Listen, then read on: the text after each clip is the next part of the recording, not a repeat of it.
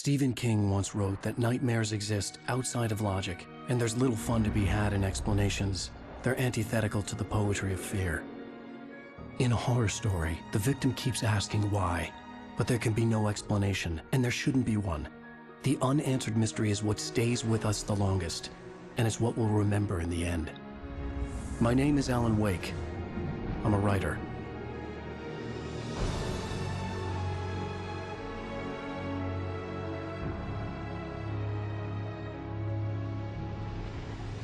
I've always had a vivid imagination, but this dream unsettled me. It was wild and dark and weird, even by my standards. So yes, it began with a dream. Following a typical nightmare pattern, I was late, desperately trying to reach my destination, a lighthouse. For some urgent reason, I couldn't remember. I'd been driving too fast down a coastal road to get there.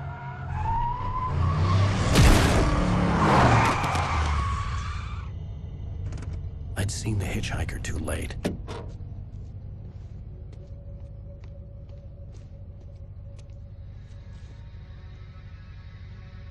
He was dead. I was convinced they'd put me in jail and I would never see Alice again.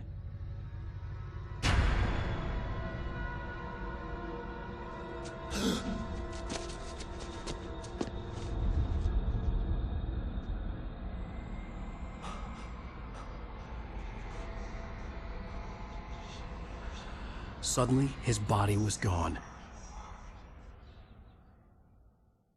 I was in shock from the crash. I could hardly stay on my feet.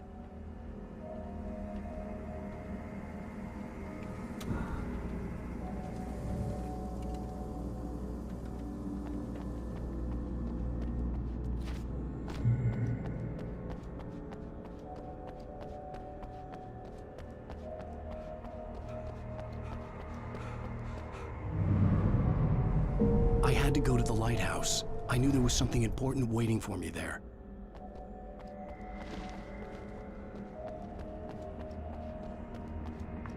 The bridge had collapsed. I'd have to find another way to the lighthouse.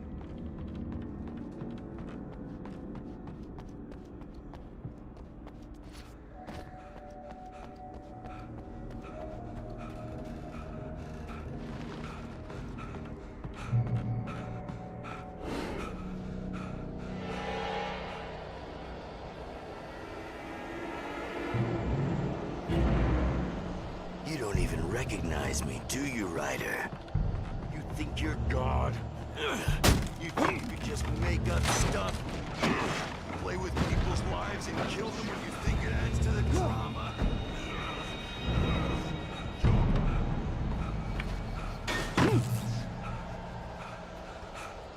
You missed your deadline! Damn. You can't stop me!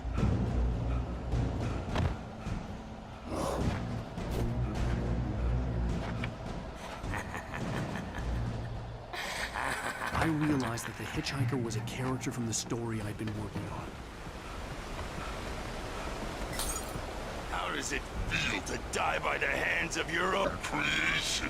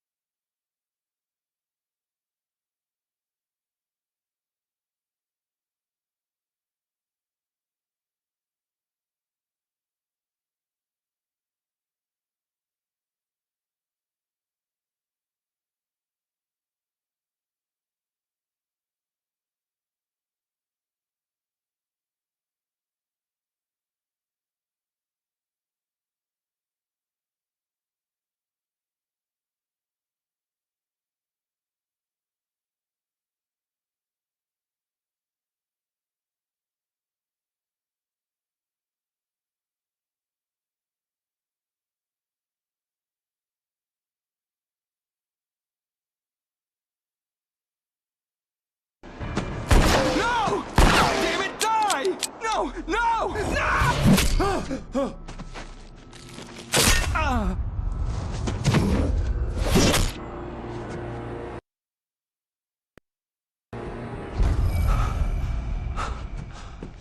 I was trapped. There was no way out.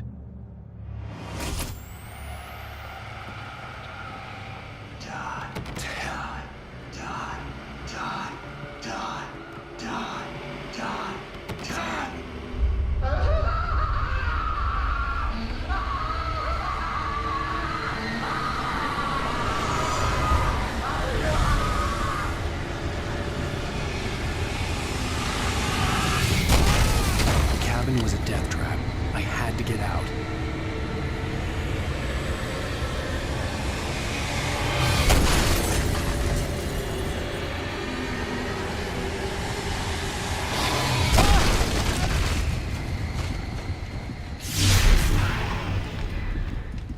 Follow the light.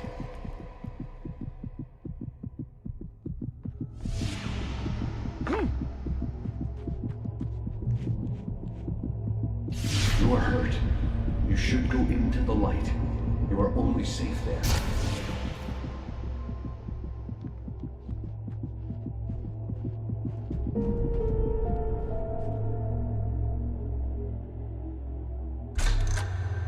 Well done. I have something important to tell you.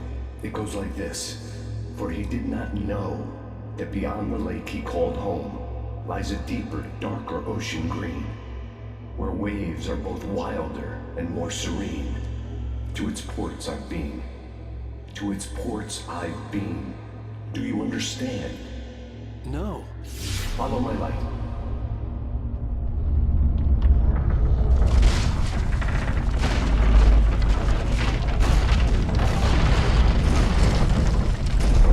I entered your dream to teach you. The darkness is dangerous. It's sleeping now. When it feels you coming, it will wake up. There's no time. I can only show you the most important thing. The hitchhiker has been taken over by the dark presence. You can't hurt him now. The darkness protects him from all harm. Only light can drive the darkness away and make him vulnerable again. Here, take the light.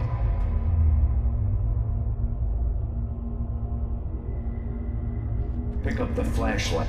Turn your flashlight toward him and burn the darkness away.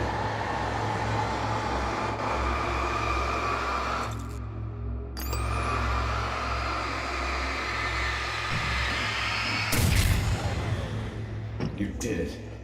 Now the darkness no longer protects him, but it's still inside, controlling him. He can't be saved. He's still a threat. He is still your enemy. Here, take the gun. Pick up the revolver. Now you'll die.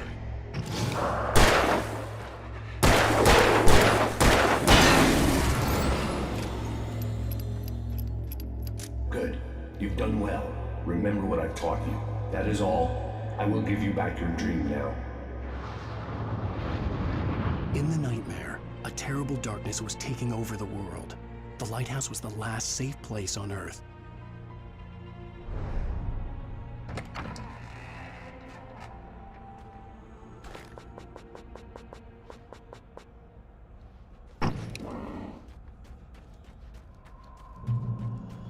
You made me this way, and now I'm gonna kill you.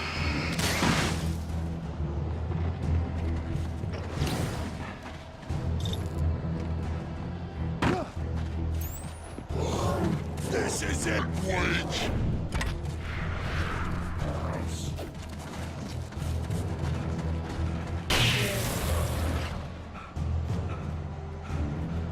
You did just like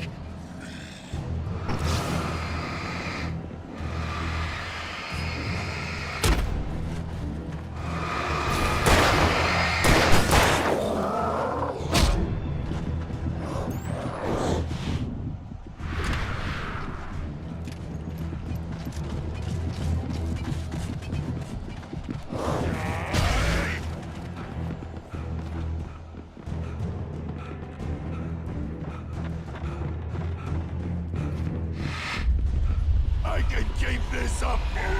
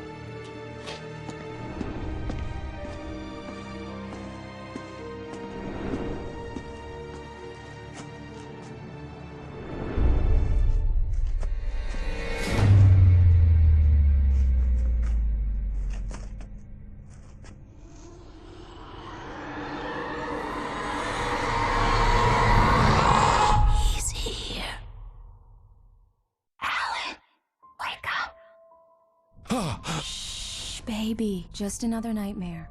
Everything's fine. You dozed off. Right. Anything more than dozed off would be news for everyone. Cheer up, handsome. We're here.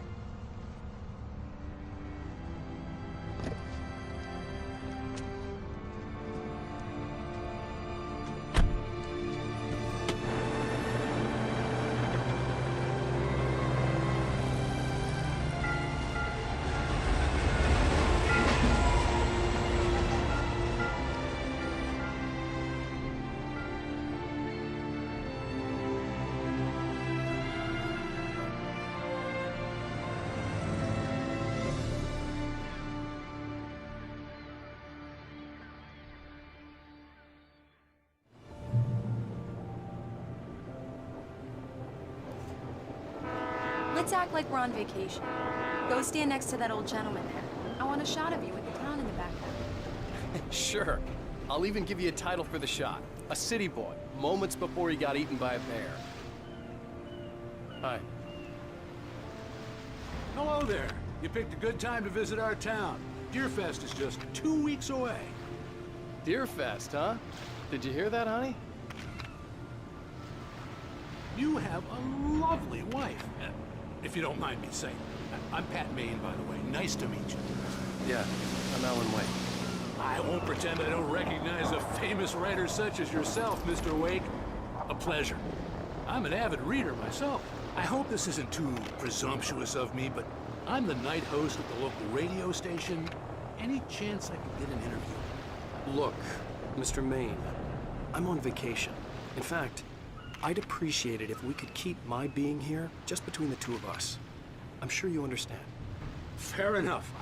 You can trust me to be discreet. Not a hard man to track down if you change your mind, though. I hope you two have a lovely holiday.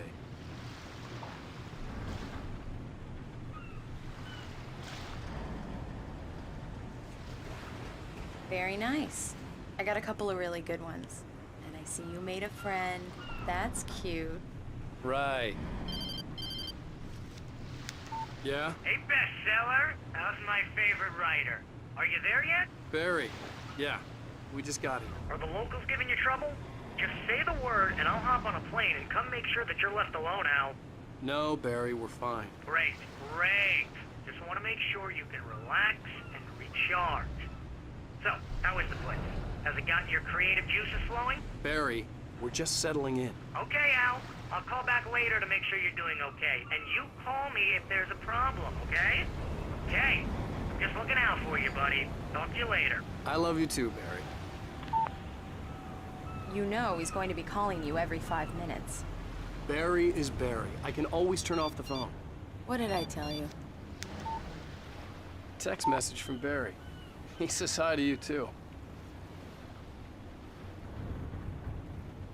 Alan, we're here.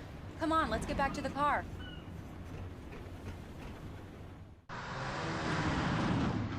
We need to stop at the local diner to get the cabin key from the landlord, a Mr. Carl Stuckey. He's waiting for us. I'll go fill her up while you get the key. I'll pick you up here in, say, 15 minutes? Sure. Alan, thank you for coming here with me. I love you too. Go on. I'll promise to behave.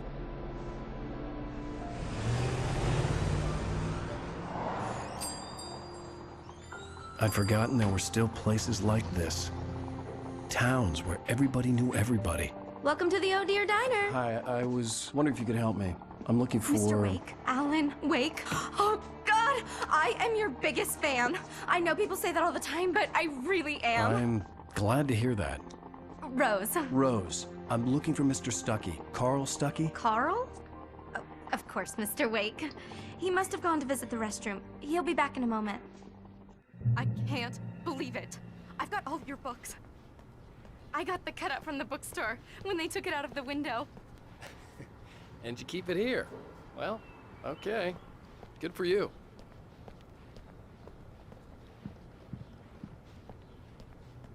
Try the coffee. Do me a favor, Sonny. I could really use a tune right now. Coconut, number 6 in the jukebox. I'd do it myself, but... Don't go in there, young man. You can hurt yourself in the dark. I didn't want to wait. I wanted to find Stucky, to get the key and get out as soon as possible. The waitress was giving me a headache. Overeager fans always did.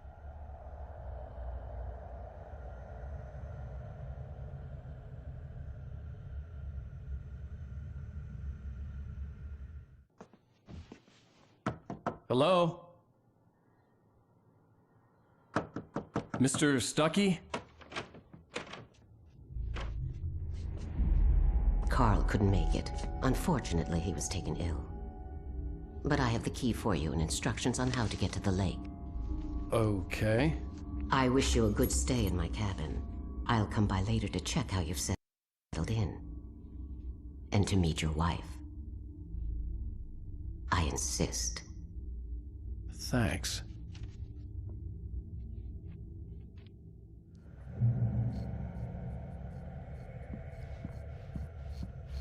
Cauldron Lake is a special place. Very inspiring.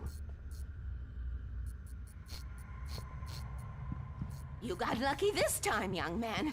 You can hurt yourself in the dark. Even that sounds better than your singing. Are you all right? Splendid, splendid! Damn hernia. It swells up like a balloon if I lift anything heavier than a spoon. Yeah, splendid, splendid. It's been a long time, Tom. The Andersons, they're, local musicians. We're waiting for Dr. Hartman to come pick them up. They wandered off from his clinic at the Cauldron Lake Lodge. Bye, Mr. Wake. Mission accomplished. The key and the directions. My hero. I got some flashlights, just in case. Hey, wait! Mrs. Wake! Your keys!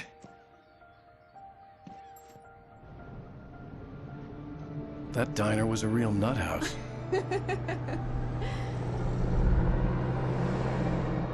Can you believe this place? This would make a wonderful setting for a book. We're supposed to be on vacation, Alice. I'll figure it out when we get back home. Okay? Okay. We can talk about this later. Bad man here on KBFF. I didn't want to talk about it. I wanted to bury my head in sand. Here's another one of my favorites to go with it. Once upon a time, I was a successful writer, but that was a long time ago. I hadn't been able to write a word in 2 years, not since my last book. And now the weather. It's gonna be a clear night, so you folks in the big city might want to look up every once in a while. See those stars winking down at you? It gets pretty dark out here, but they'll light your way.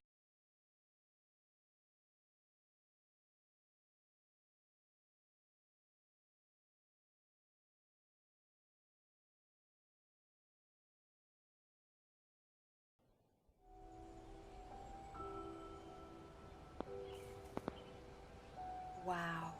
It's gorgeous, Alan. It's something, all right. Don't worry, honey. I'll get you inside safe and sound before it gets dark. And I've got the flashlight. I'm okay.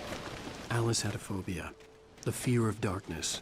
I wanted to make sure we were inside with the lights on before sunset.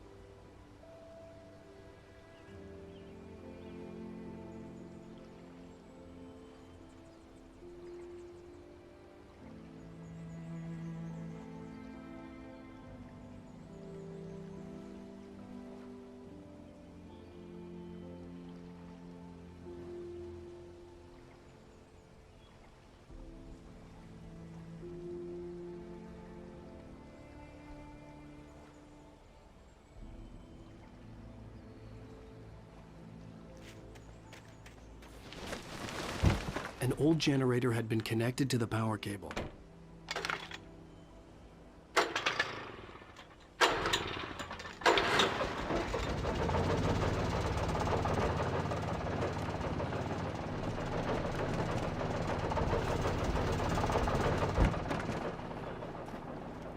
The lights are on! Good work, honey. I'll freshen up a bit and start settling in. Okay, I'll look around a bit. The island had once been the site for a love story. Maybe it would be that again. It was a beautiful place. I told myself I could rest here, sleep here, and forget about my work.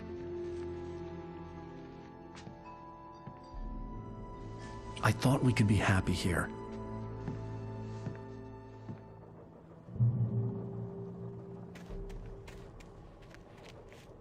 Alice had told me about Cauldron Lake Lodge. The old building used to be a hotel, but these days it was no longer open to the public.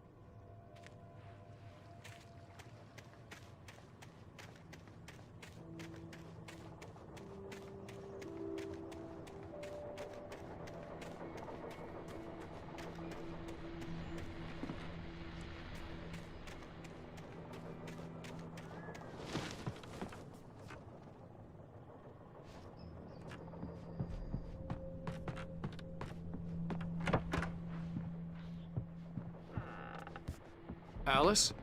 Honey? A shoebox filled with books by Thomas Zane sat on the shelf. I'd never heard of him before.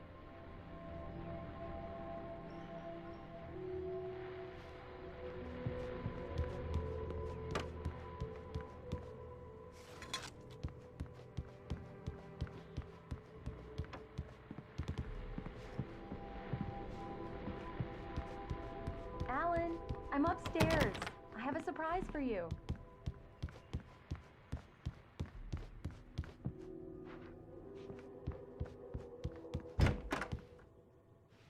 Surprise! Alice? What is this? I guess I have a small confession to make. I thought maybe you could write here that a change of scenery would get you past... Damn it, Alice! Everyone keeps... Hey! Just hear me out! There's a local doctor, Dr. Hartman. I read a book of his. He has a private clinic here. He specializes in helping artists. Maybe... So now you want to get me committed? No! It's not like that. That's not... Alan? Alan? Just don't! I don't want to hear it! God damn it, Alice! God damn it! I knew she wouldn't follow me in the dark. I needed some time alone to think things through.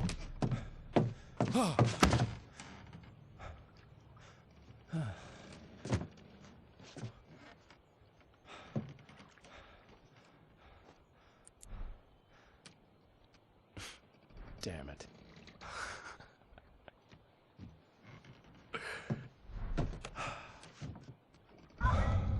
Alice? Alice? Alice! The cabin had gone dark. All the lights were out.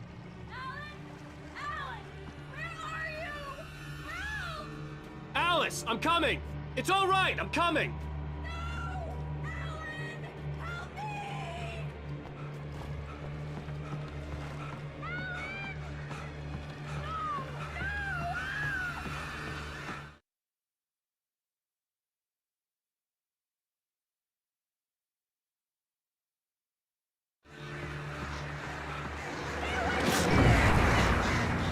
What the hell?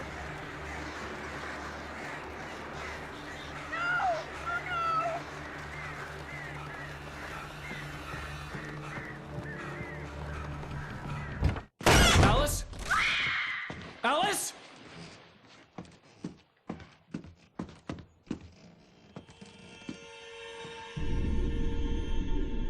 Oh no!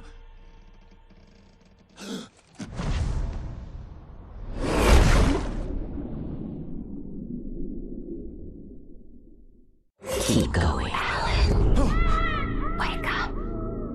Alice?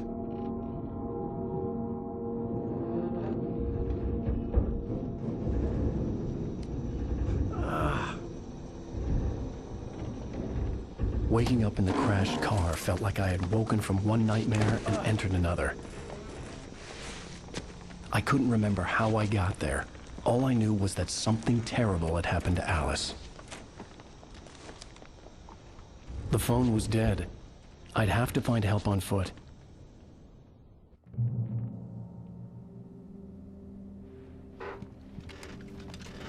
Among Alice's things was a book, The Creator's Dilemma, by a Dr. Emil Hartmann. Seeing the book brought back my fight with Alice. I didn't like it, and I didn't like the guy's smug face on the cover either. The gas station was my best bet.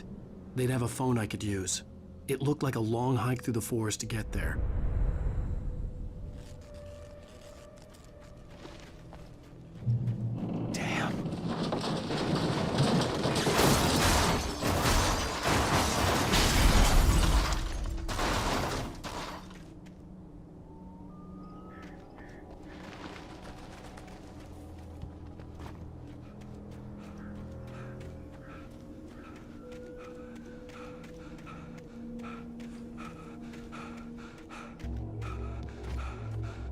Hello?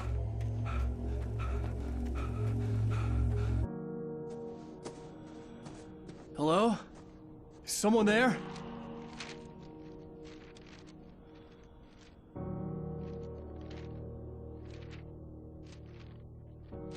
The loose sheets of paper were pages from a manuscript entitled Departure. That was the name I planned to use for the next novel I had never gotten started. I was named the author. I hadn't written it.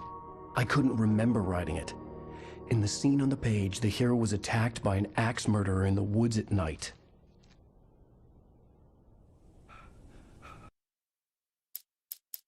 Departure by Alan Wake. The man turned to face me. His face was covered in shadows. It was hard to make him out in the darkness of the forest that surrounded us, but the axe he lifted was plain to see. It glistened with the blood of his victim.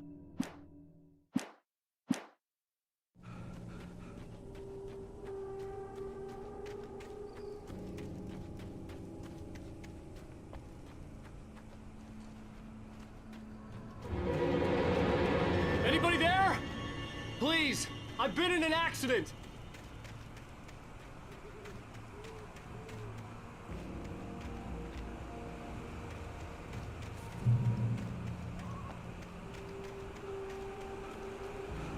The lights up ahead were a good sign. Maybe I wouldn't have to hike all the way down to the gas station to find a phone.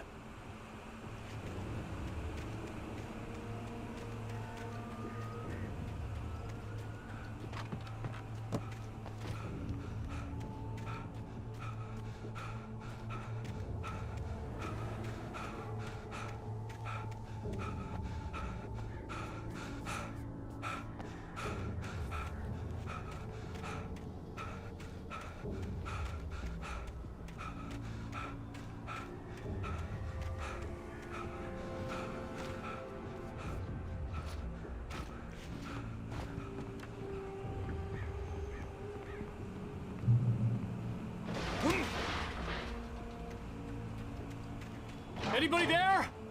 Please, I've been in an accident.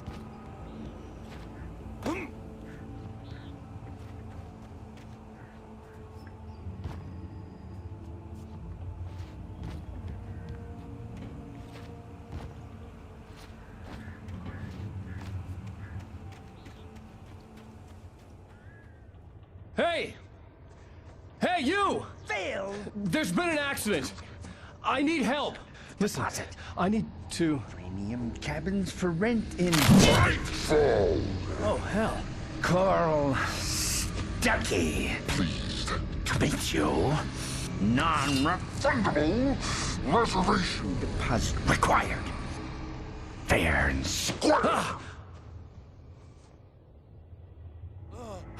Fair and Where? Carl Pleased.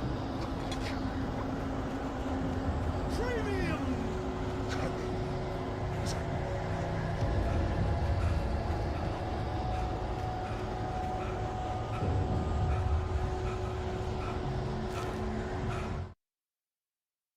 The Taken stood before me. It was impossible to focus on it, as if it stood in a blind spot caused by a brain tumor and eye disease.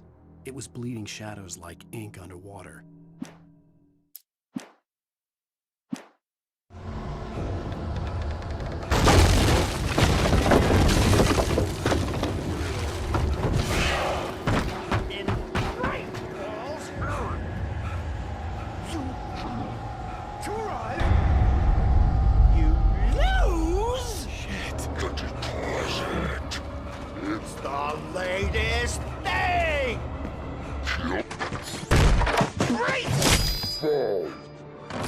I had to figure a way out of this. Any second now, and Stucky would be knocking on the door with his axe like Nicholson in The Shining.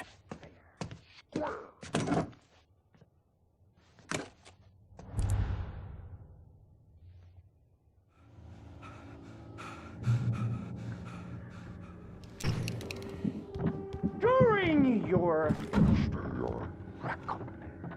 trying walking, it's the latest thing in contestably Yes. proven. Great Falls Sheriff Station. How may I? Hello? You can see the sights and keep those cholesterol levels.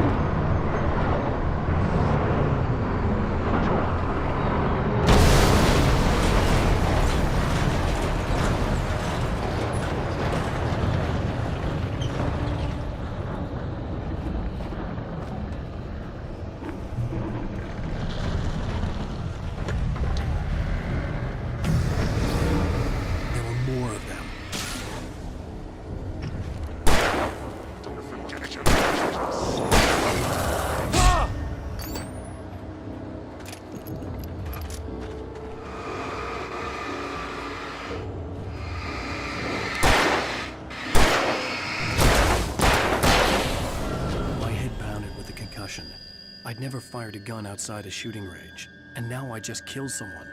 Or something. There were no bodies. They just disappeared. If I was dreaming, it felt real enough to make me sick.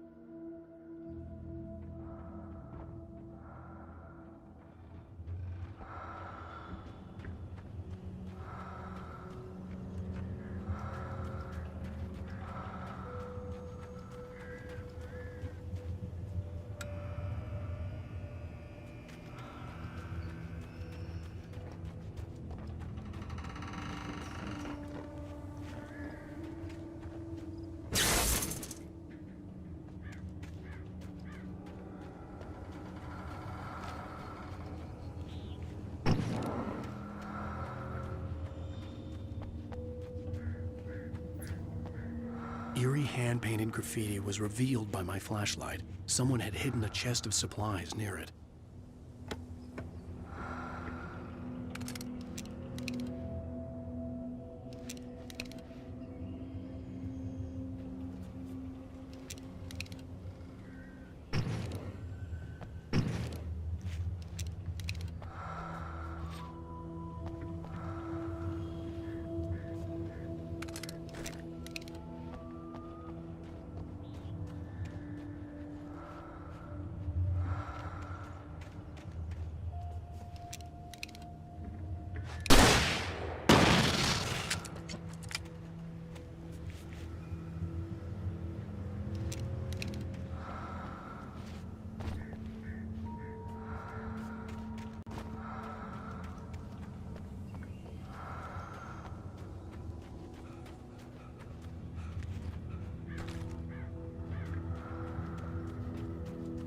The dark forest was the last place I wanted to go, but I had no choice. I had to get to the gas station. It's rabbit season.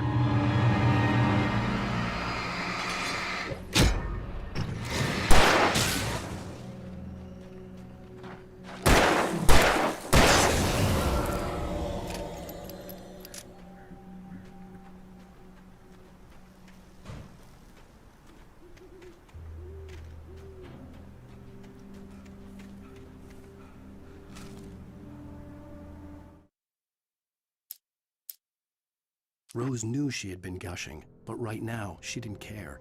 As far as she was concerned, her brief meeting with Alan Wake was literally the high point of her life. She watched as he got in the car with his wife. She was pretty, confident, at ease with Wake. Not like Rose. They were perfect for each other. She'd have...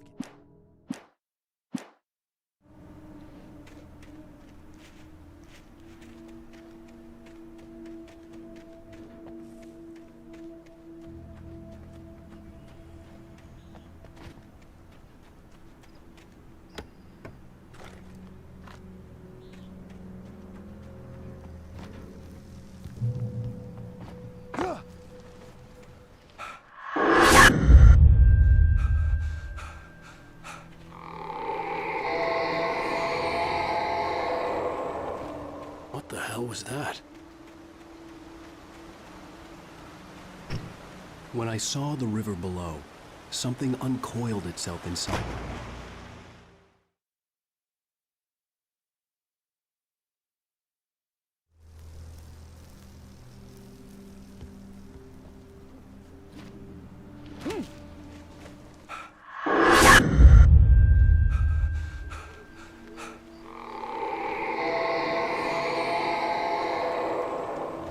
What the hell was that?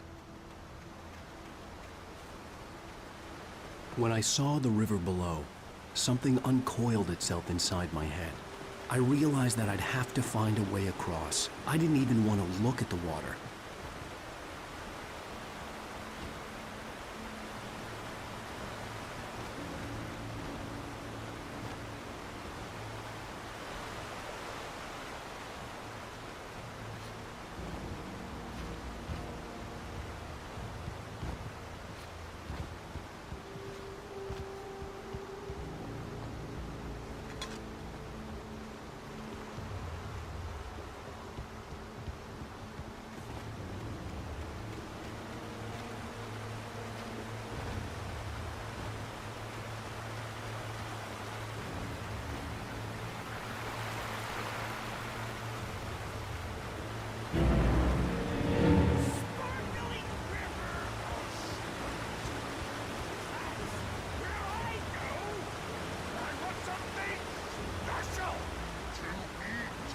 Stucky was still out there, in the dark, stalking me.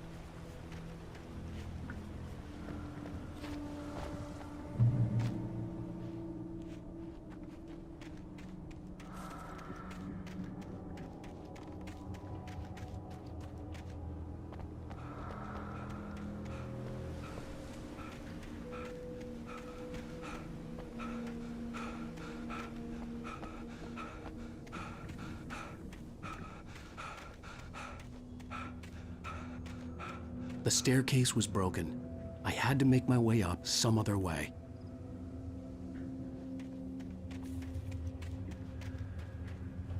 I couldn't stay here. There had to be a way to get up there.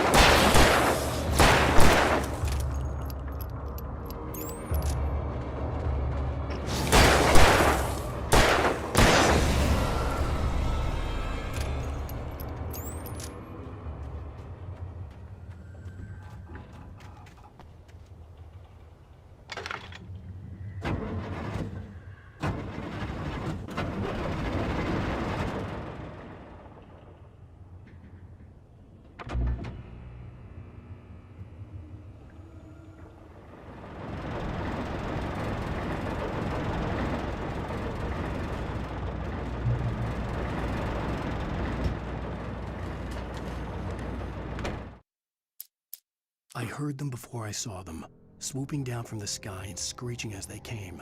I spun around just as the cloud was upon me. For an instant, I stared into 100 dead eyes, black pearls glittering in the darkness. I raised the flashlight and the swarm exploded.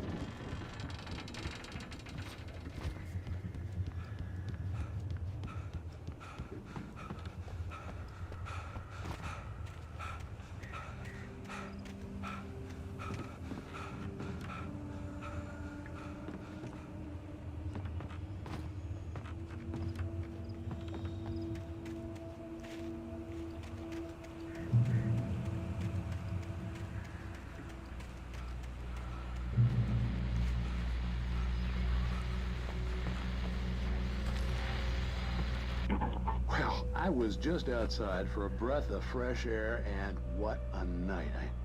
I know most of you are probably in your beds by now, but if you're still up and around, take a moment.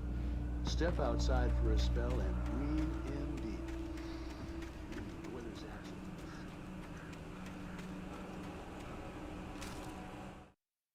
At first, I kept finding the pages as if by accident. The book I couldn't remember was either a terrible and true prophecy or an act of creation that had rewritten the world. I began to hunt the pages feverishly, for they held the answer to the mystery. With it, I could save myself. With it, I could...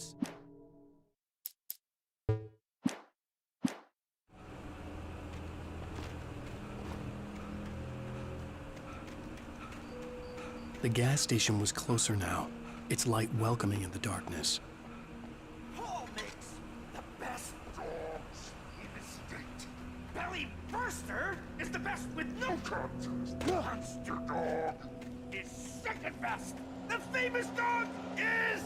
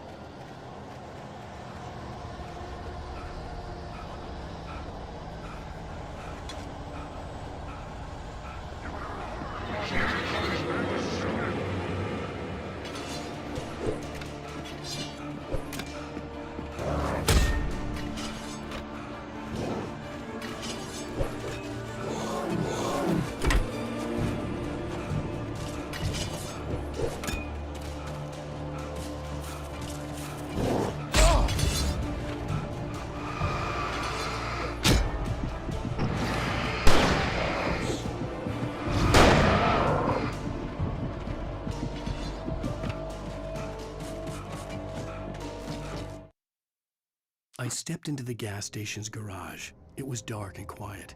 The place was a mess. It looked like someone trashed the place or that there'd been some kind of fight. Light spilled into the room through an open door at the back, and I made my way toward it.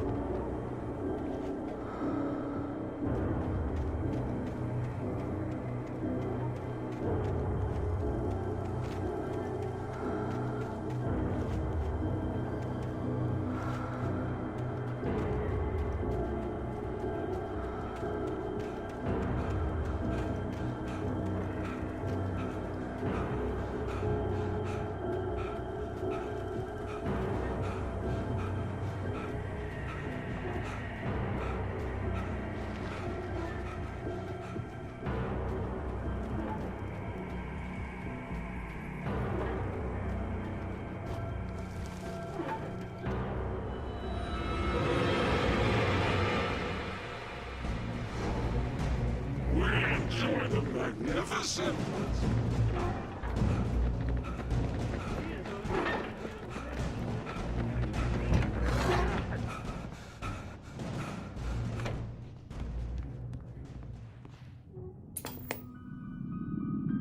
Science. It bestows immortality on those who advance it to elevate all of mankind. Newton, Einstein, Sagan, princes among men. But the price for such a legacy is steep indeed. In Night Springs. Tonight's episode, a quantum suicide. If our lives are already written, it would take a courageous man to change the script. Having called a press conference, Dr. Barclay Colvin is about to demonstrate that very courage. Ladies and gentlemen of the press, I am Dr. Barclay Colvin, and I'm glad so many of you could join me here at the Moorcock.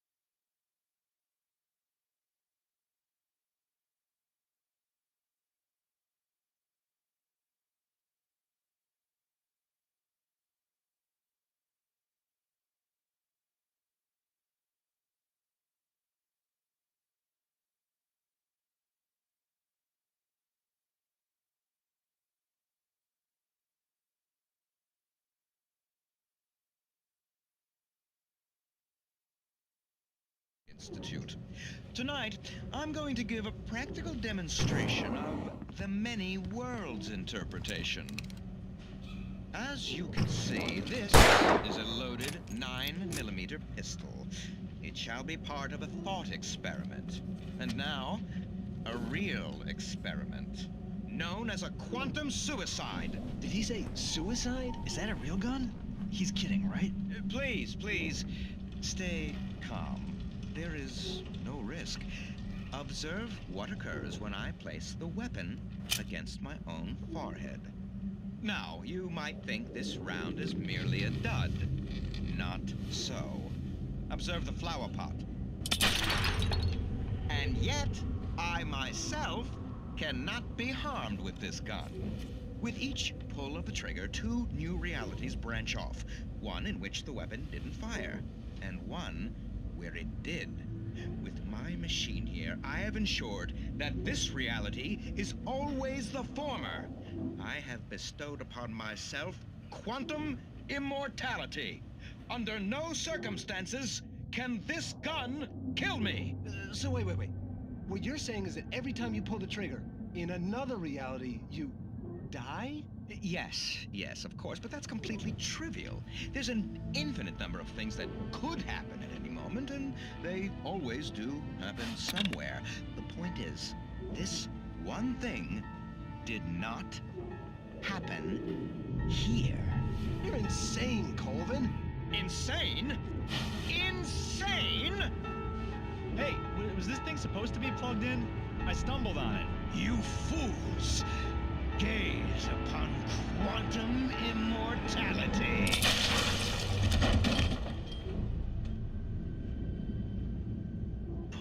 Poor Dr. Colvin, filled by his own hubris or the ignorance.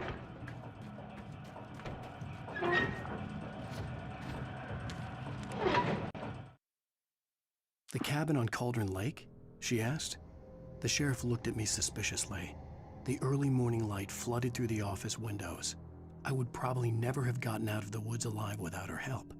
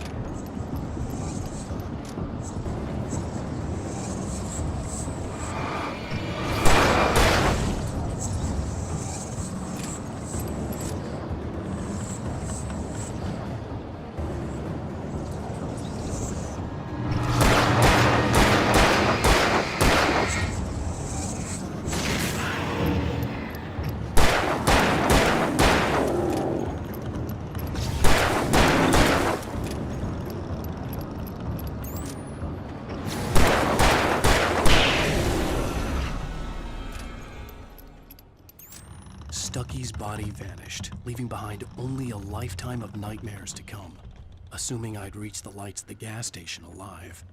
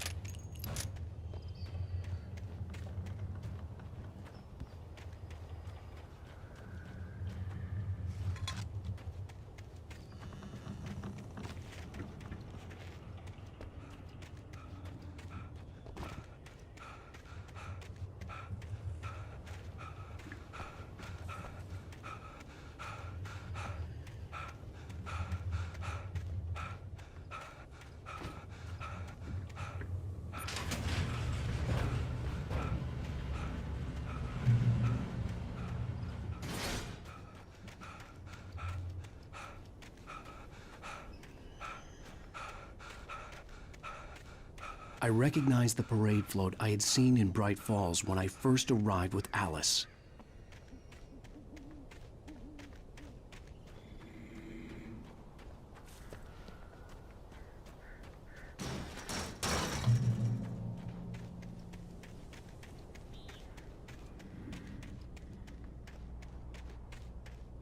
After the insanity I had just experienced in the darkness, the lights of the gas station felt comforting. At least for a moment, the sane world reasserted itself.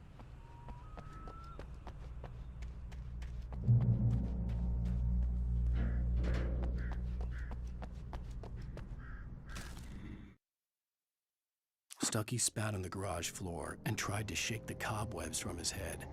Ever since the couple never showed to pick up the keys, things had been fuzzy. Something, a feeling caught his attention. Stucky looked up and stared as his brain tried in vain to process the horror before him. He stumbled.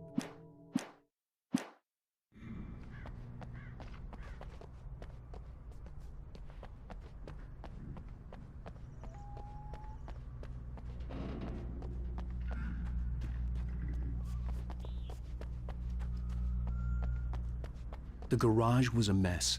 It looked like someone had trashed the place, or that there'd been some kind of fight. All right.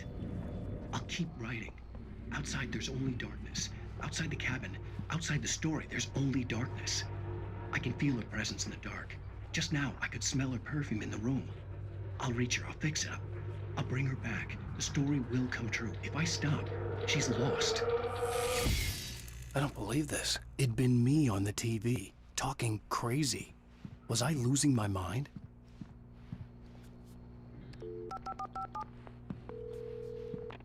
Bright Falls Sheriff Station.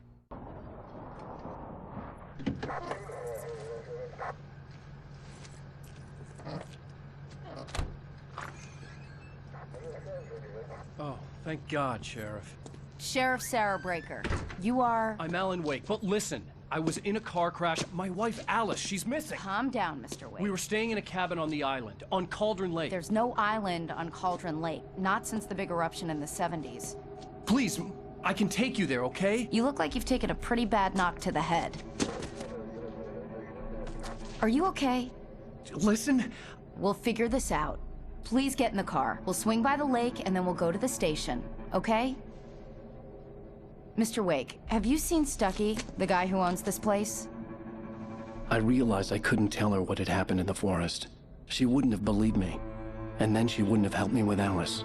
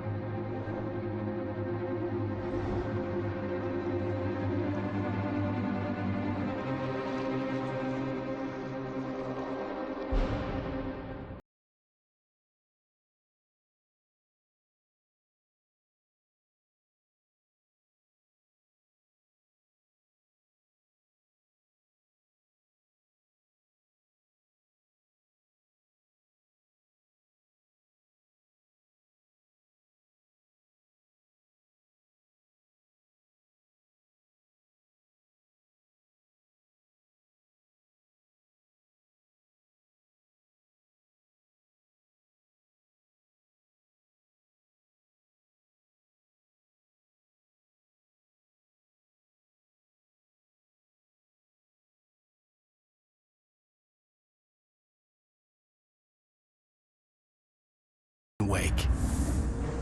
I came to Bright Falls with my wife, Alice. Thank you for coming here with me. I thought maybe you could write here. I don't want to hear it! God damn it, Alice! Now, she's missing. Alice? Alice? I woke up behind the wheel of a crashed car. I'm missing a week. I was attacked by shadowy men straight from a nightmare. The sheriff took me to the lake Alice and I had stayed at. But the cabin had disappeared.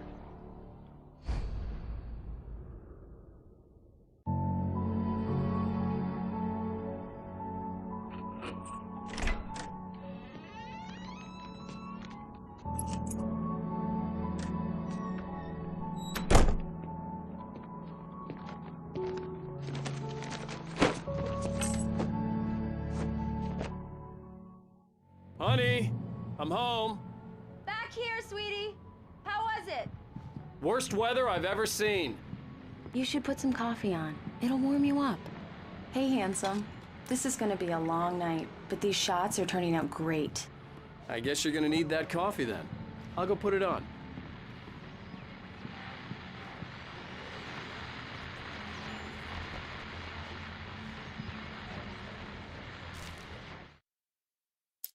It's true what they say about the fall and the sudden stop at the end. I'd lain here in the snow while the lurid chain of scenes that had led me here kept playing in my head. A rerun of my own private snuff movie. A memory of my corpse. This was a late goodbye. 13 years after I'd gotten my revenge, it had finally caught up with me. It had been a long time to bear the pain. My blood painted the snow red, a gruesome slushy dissolved.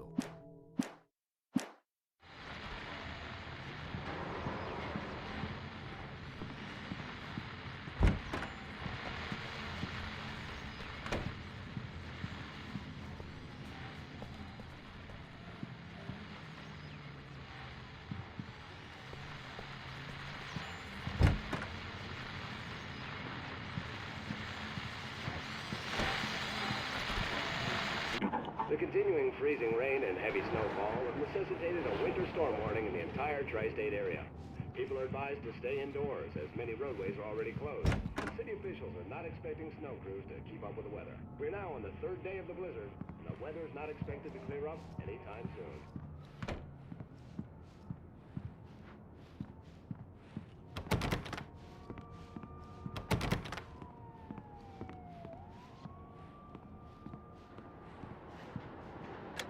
Coffee's on. Great, thanks.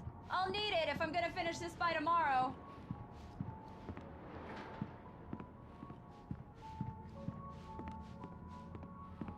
Oh, hey, I just finished those cover mock-ups. They're on your desk. Tell me what you think. No kidding. I didn't think you'd get them done this quickly. On occasion, I can perform all sorts of miracles, my dear. Oh, really? Well, you seemed to think so last night.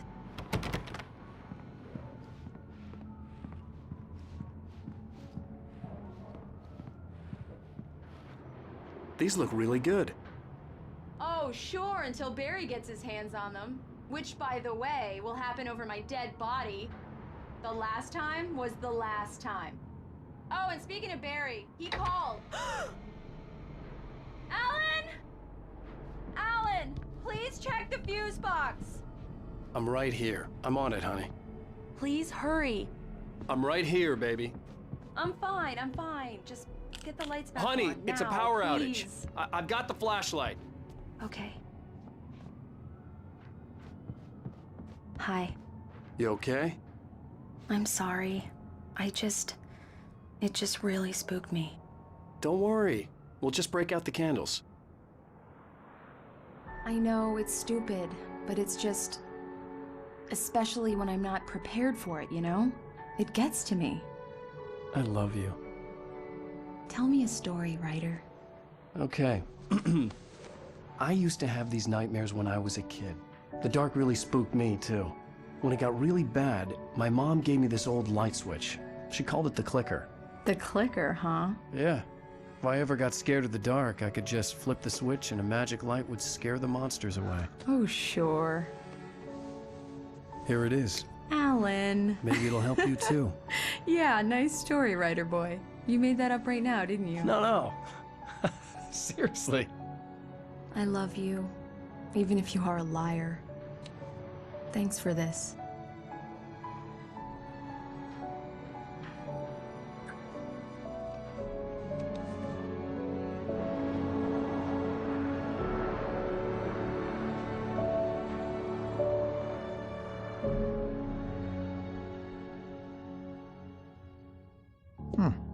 How do you feel, Mr. Wake? Any nausea, disorientation, anything like that? Mr. Wake, how are you feeling? I'm okay. My head's fine. I had to lie about my headache and memory loss. He'd send me to a hospital for tests. I couldn't leave without Alice. Very well. I don't think you have a concussion, but you've obviously been through quite a shock. You should take it easy for a couple of days. Thanks. Well then, Mr. Wake, we're done here. If the pain gets any worse or you experience any other symptoms, you should come see me. I'll let you get on with it then. Sarah, Sheriff Breaker, is waiting for you.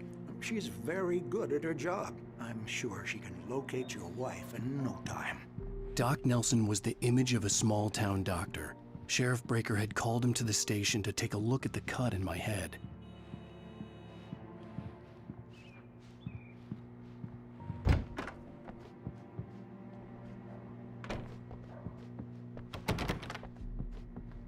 Thank you for testing the lights, Miss Weaver. Everything seems to be fine. I don't have the luxury of being complacent. The bulbs will need changing soon. You can't change them in the dark. I'll be sure to take care of it, Miss Weaver. Have a nice day now. Very good. I'll come back later on to remind you, just in case.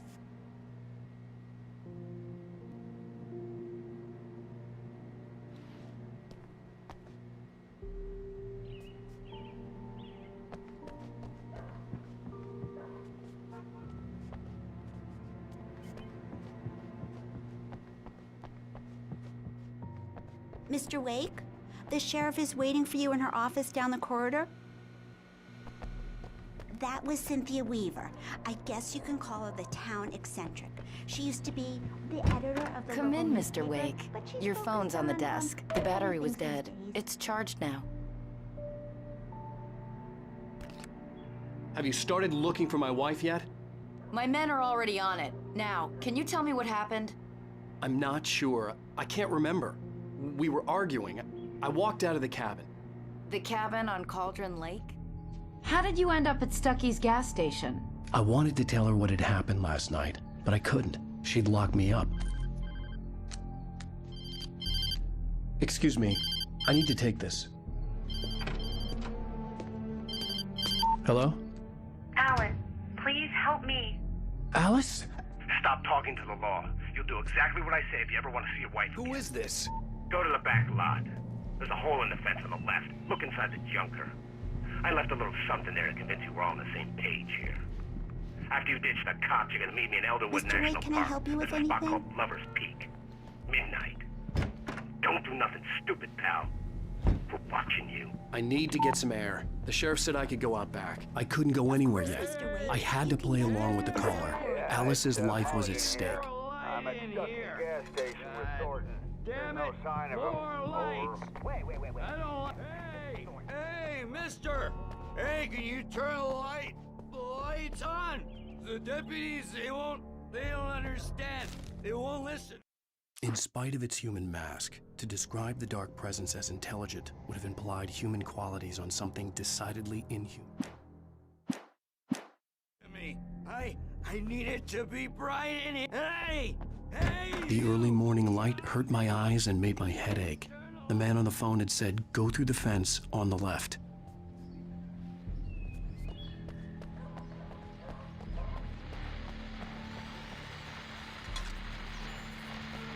Well, folks, it's been another long night, and it's about time for me to sign.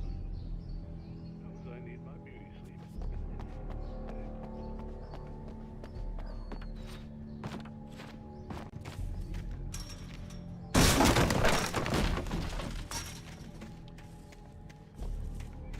Alice's driver's license had been placed on the front seat. The caller meant business.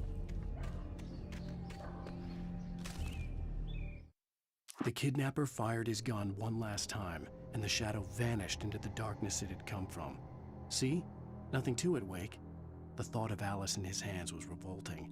We stood on the wooden platform of Lover's Peak. The water...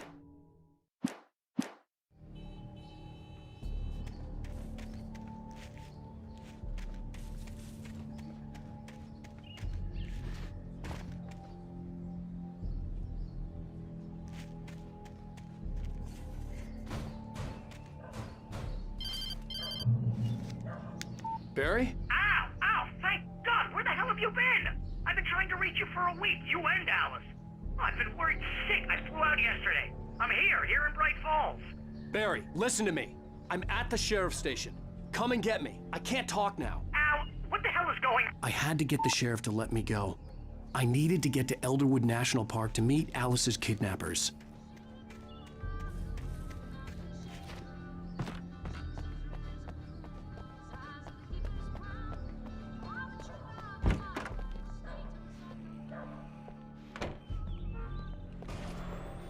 A writer is a light that reveals the world of his story from darkness. Marvelous, Sarah. I just wanted to settle all the damage the Anderson brothers might have inadvertently caused on their recent and regrettable... Are you feeling any better, Mr. Wake? I'd like to leave. Am I free to go? Well, we still need to talk about... Am I under arrest? No, of course not.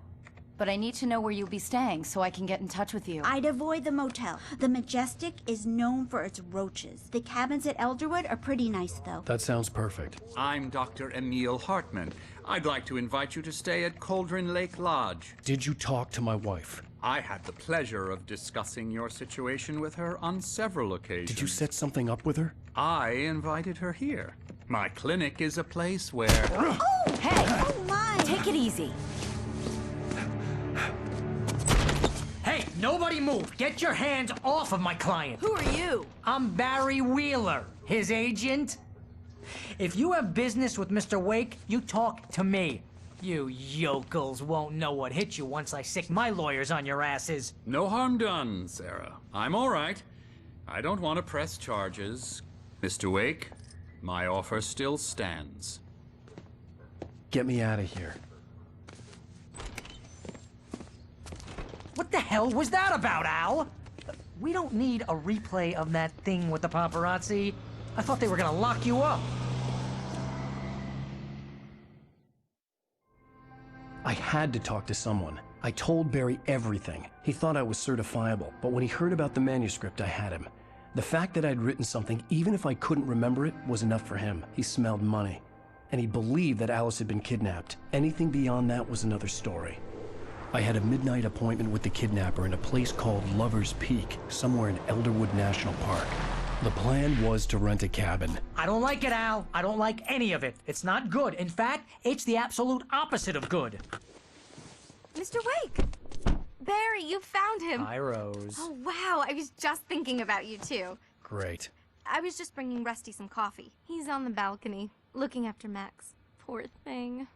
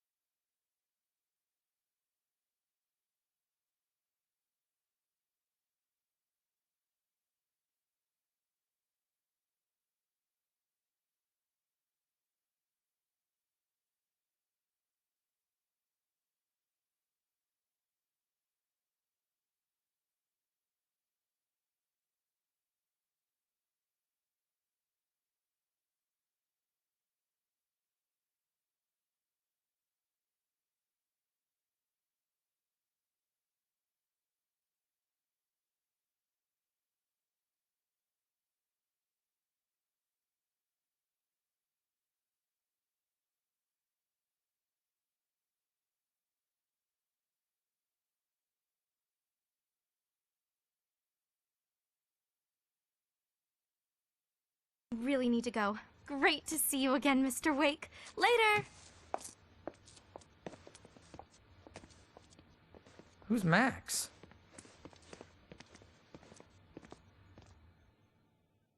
What an airhead.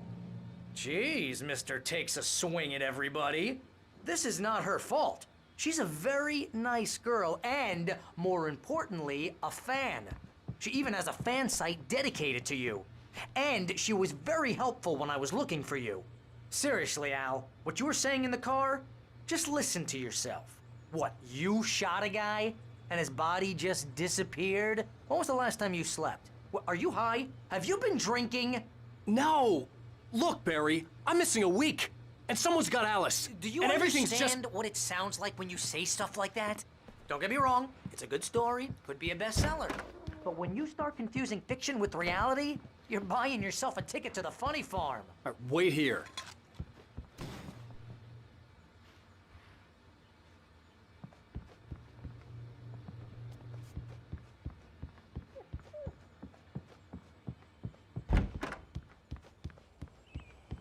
Easy there, boy. I'm almost done. Hey, Rusty, right? You rent cabins. Oh, Mr. Wake. I'd shake your hand, but mine are kind of full here. Actually, I'm sorry about this. Would you mind grabbing the registration form from the desk? It's just across from Bucktooth Charlie. Okay, sure. What happened? Crazy poachers. Max here got his foot caught in a trap. They're illegal to use here. Hell, you're not supposed to hunt within the park at all. You can't just go and meet a kidnapper. Those situations always end up in disaster. You gotta talk to the cops. She's my wife, and it's my call. Can we talk about this later?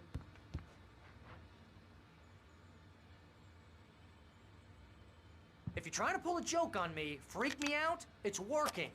Ha ha, let's have a laugh on Barry. Well, you had me going there real funny, Al. You can quit it now.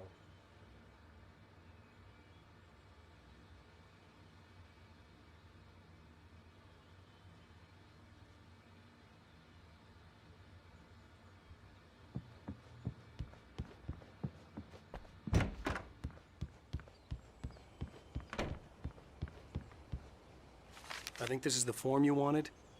And here are the keys. Okay, you're all set, Mr. Wake. Glad to have you staying here. Thanks. Can you tell me how to get to Lover's Peak? Oh, sure. It's at the end of the nature trail. Just follow the paths, you'll get to it eventually. Look, it's an easy Al, walk. you're asking me to believe that you shot a dude who went poof into thin air, a guy who was bulletproof until you pointed a flashlight at him.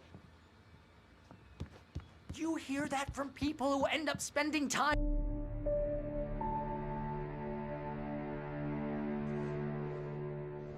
That's just crazy talk, Al.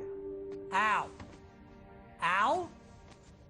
We should go to the sheriff or call the FBI. Damn it, Barry, they'll kill her! This is not a goddamn debate, Barry. I'm going to Lover's Peak. He said to come alone. Okay then. I understand. You're my best friend, and I'm worried that you're not right in the head. Tell me what to do to help, and I'll do it. You stay here, and if I'm not back by morning, call the cavalry. Achoo! Achoo! Just be careful with the natives, Al. These yokels are dangerous. Everybody hates a tourist, or it'll be deliverance all over again. Achoo!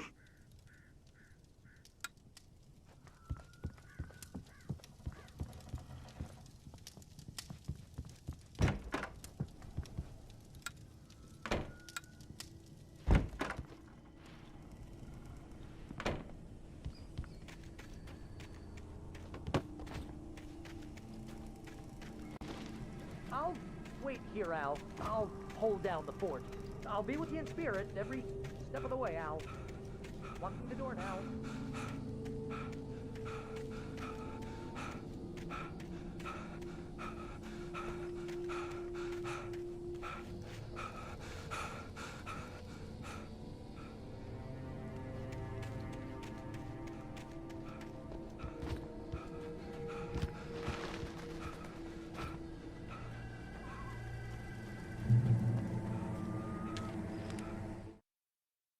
Barry had never gotten along with Alice, but he knew Alan loved her with an almost frightening intensity. And now something had happened to Alice. And here was Al armed with a gun and saying things people got put in padded cells for. It was as if his friend had experienced a massive psychotic episode and was now...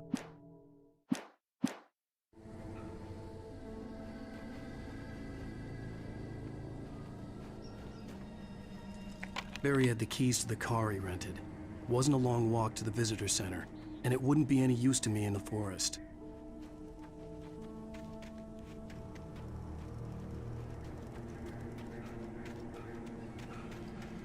I knew I should have gone to the cops.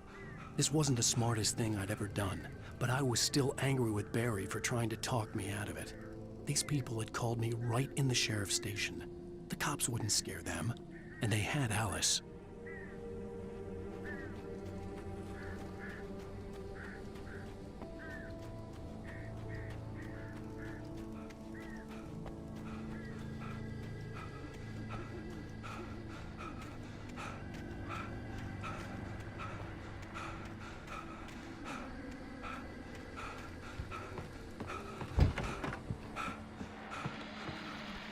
Welcome back to the show, folks. As promised, our very own Dr. Nelson has just parked his rear end in the studio. Doc, what's your Deerfest plan like? My plan?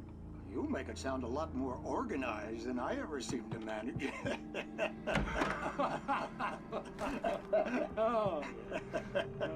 No plan, really. Just taking the atmosphere. I'm getting a little too rickety to do much more than that, you know. Oh, tell me about it. No sack race for us old gentlemen, huh? Yes, exactly, Pat. But I'm going to check out the...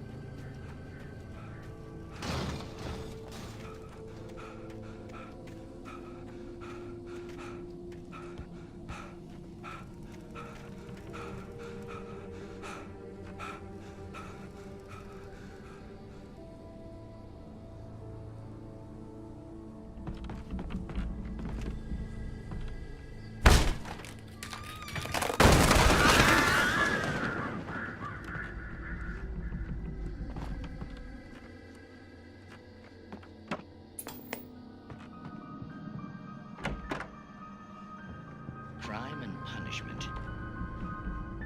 The cancer and cure of civilization. But some crimes are impossible to punish. Especially...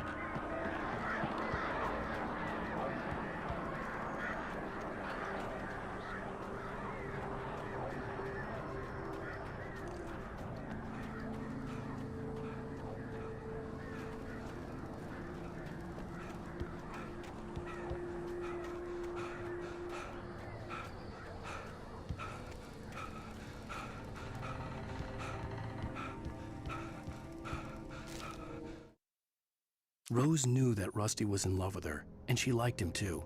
She liked him a lot. He taught her to dance, and life had certainly taught her the value of a man who was gentle.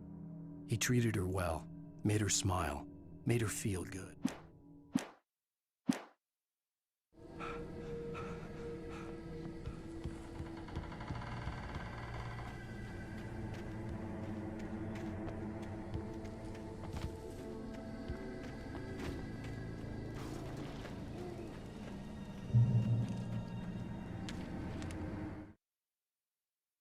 The air in the visitor center was heavy with an awful smell, as if some rotten drowned thing had crawled up from its grave. Rusty kept coughing blood. My eyes were drawn to the twisted shape of his broken leg.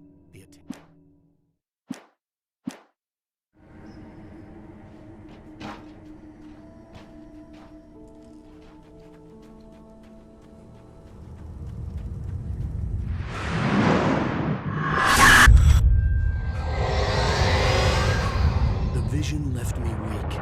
This was no head injury.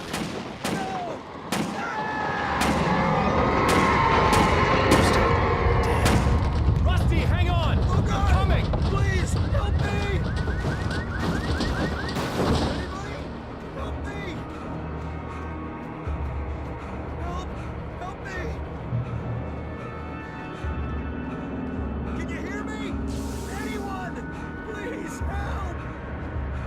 Help me! Hello? Back here. I'm back here. Hey. Mr. Wake? Oh, hell. It happened just the way it was on that page.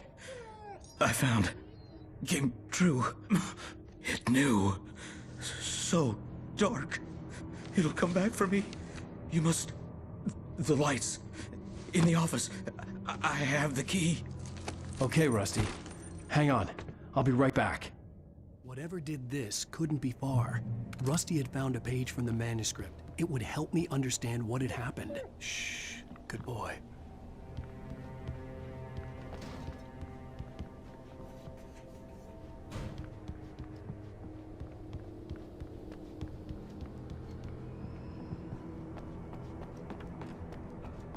The only way to make sure that Rusty was safe was to get the power running and the lights back on.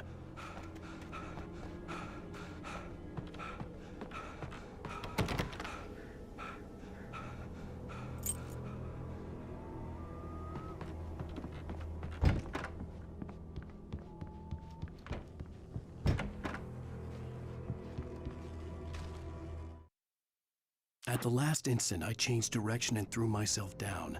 The axe splintered the trunk of a tree.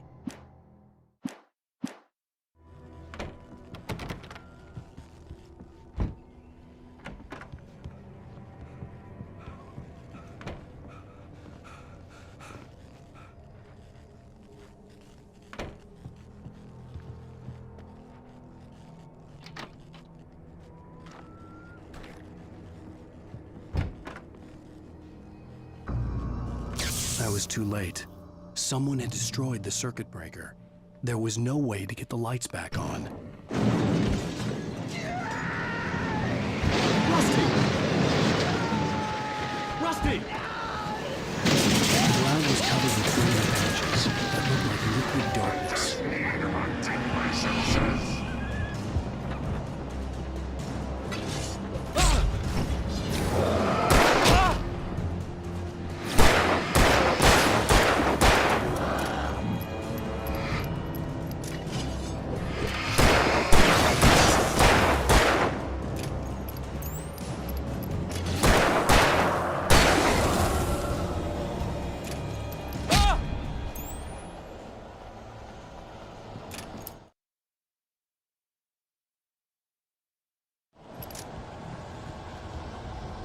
Something had torn a mammoth-sized hole in the wall. Please! Don't feed the animals.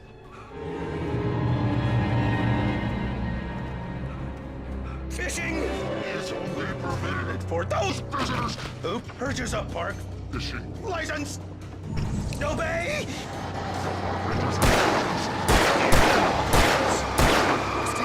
Rusty, no! Never! Two bears and wolves never approach any other wildlife closer than 25 yards. That's must be. Never leave your.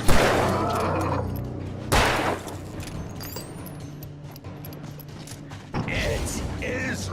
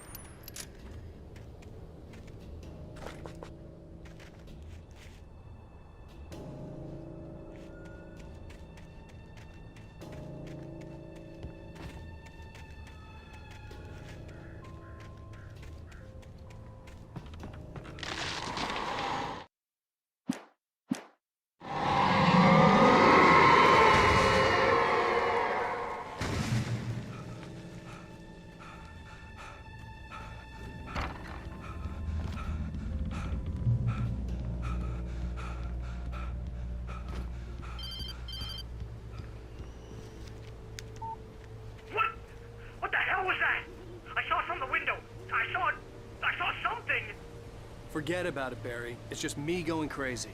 Oh, jeez. Oh, jeez. You're not crazy. I wish you were crazy, but you're not crazy.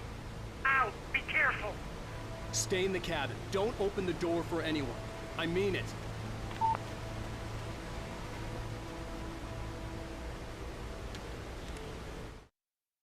In that last instant of consciousness, Rusty thought about Rose. He was older than she was. Rose was barely out of her teens, but she made him feel young and forget what a train wreck his long-dead marriage had been. He still wore the ring. He'd been waiting.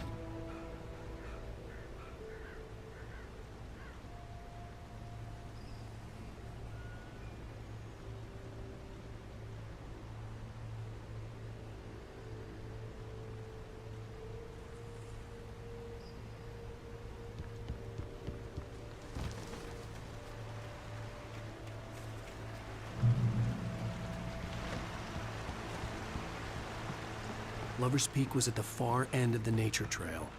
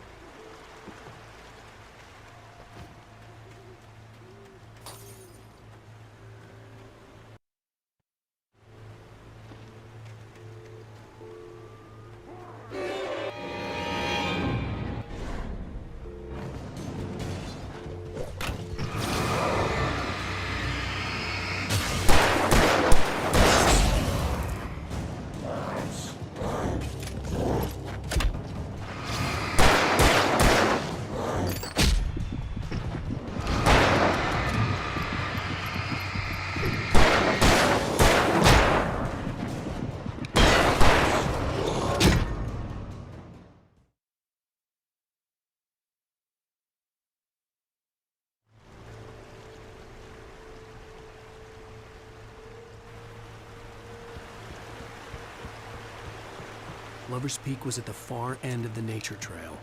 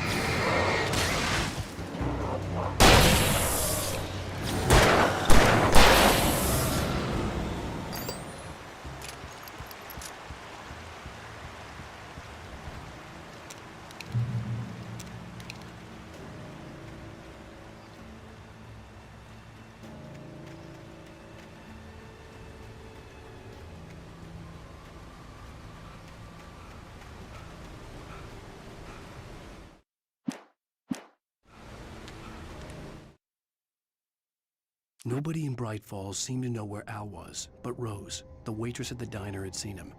From what Barry could tell, Al pretty much fell off the face of the earth when he left the diner.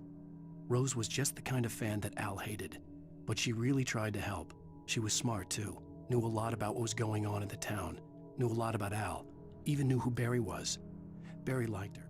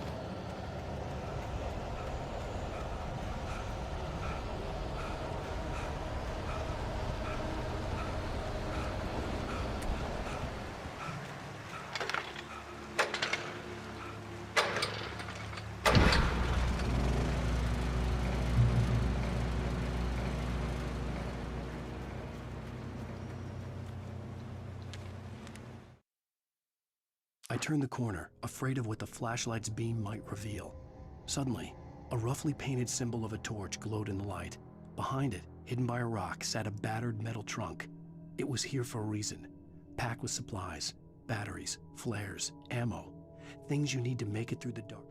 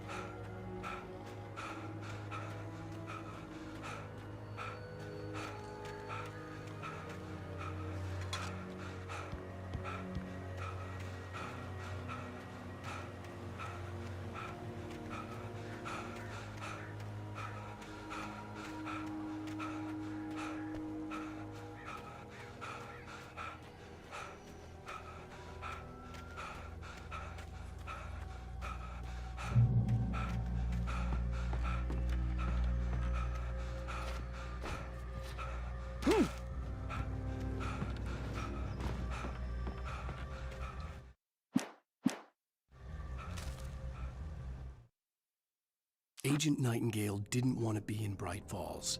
These little communities revolted him, and he didn't like the trees or the coffee. He now knew that impossible horrors lurked behind the storefronts and smiles. He desperately wanted to turn the car around and just drive until he passed out or ran out of road and booze. But he had a job to do. He had a rider to catch, at any cost.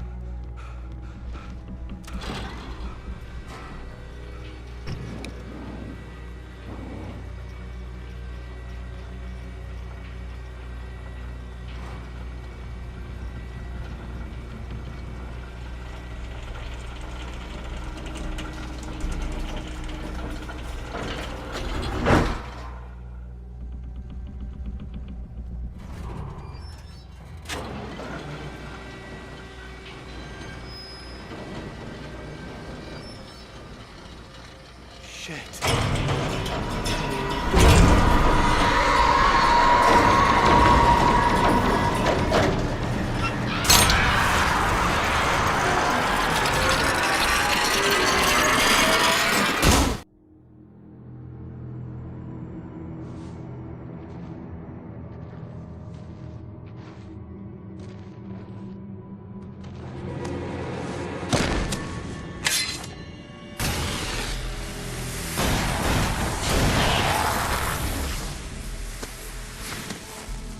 Come on, we gotta get moving. More of them coming.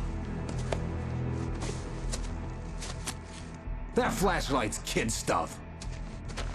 The flares will keep the bastards away.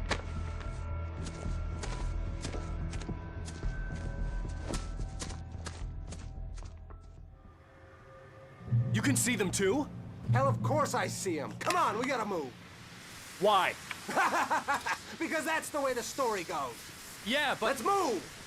I lost my gun back there. Oh, I've got a gun. Just keep that light steady on him. It took a moment, but then I recognized him. He'd been on the ferry when I first arrived here with Alice. He knew my name. We were headed in the direction of Lover's Peak. There was no way this was a coincidence. He was the kidnapper. Come on, Wake! You better keep up. What I got for you?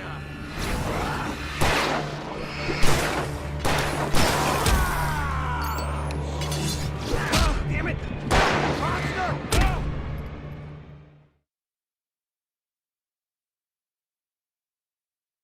Of course I see him. Come on, we gotta move. Why? Because that's the way the story goes. Yeah, but... Let's move! I lost my gun back there. Oh, I've got a gun. Just keep that light steady on him. It took a moment, but then I recognized him. He'd been on the ferry when I first arrived here with Alice. He knew my name. We were headed in the direction of Lover's Peak. There was no way this was a coincidence. He was the kidnapper. Come on, Wake!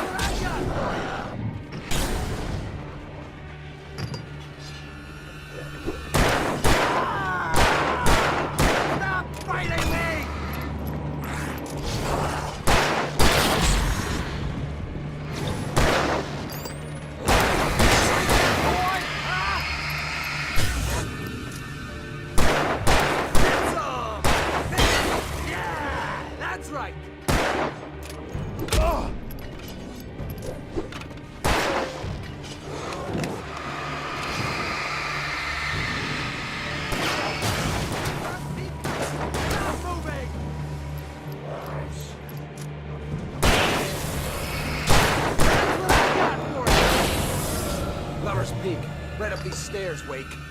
Use the flares from the emergency box to hold them off while I get these boards off. Give me the gun. Yeah, no can do, Wake.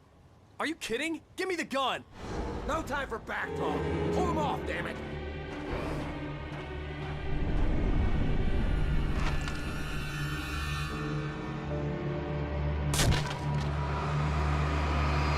Just a little longer. Scale up.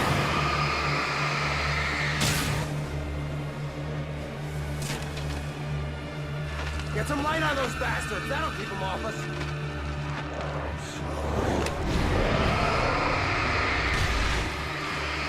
Just a little longer. I almost got it. Okay, it's open. Move.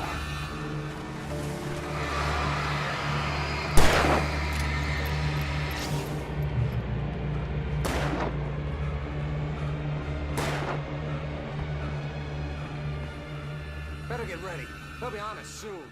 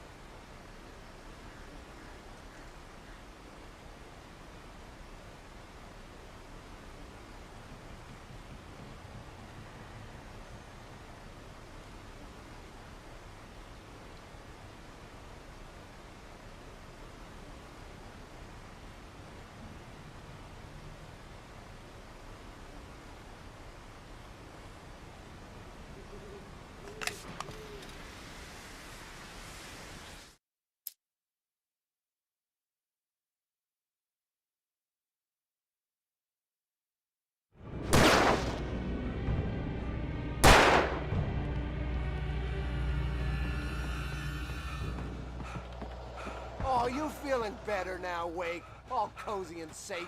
Better get ready. They'll be on us soon.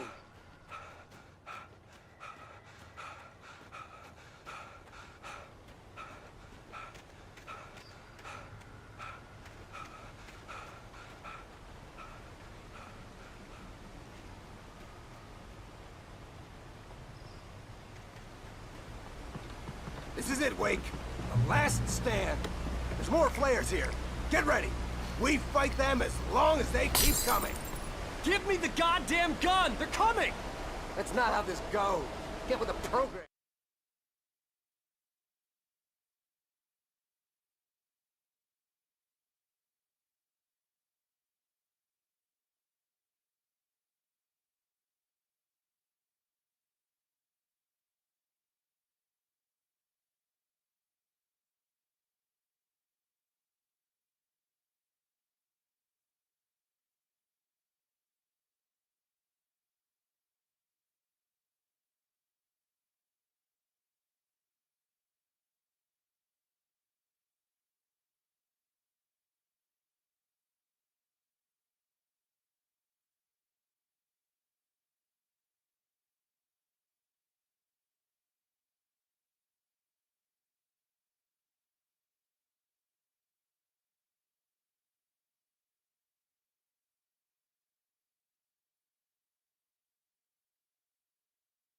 Wake.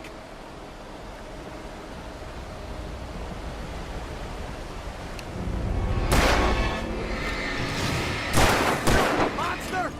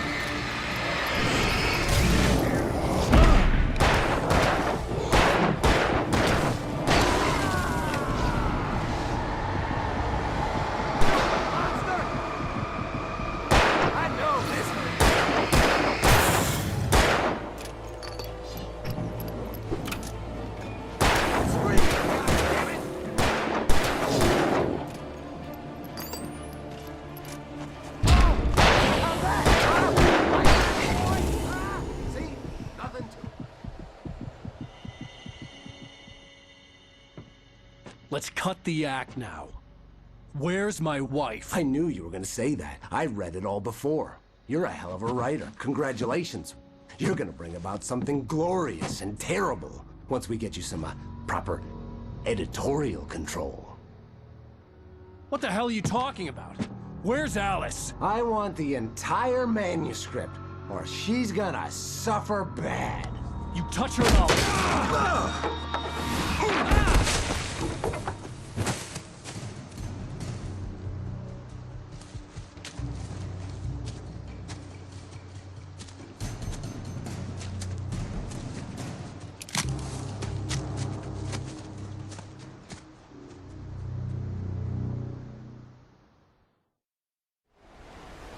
You're gonna give me the manuscript or you'll be sorry.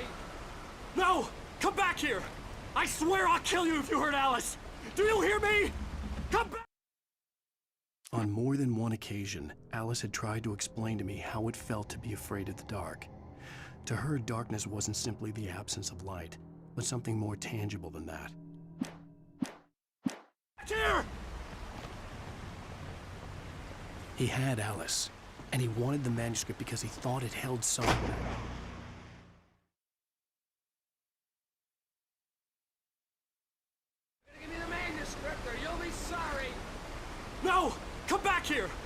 swear I'll kill you if you hurt Alice!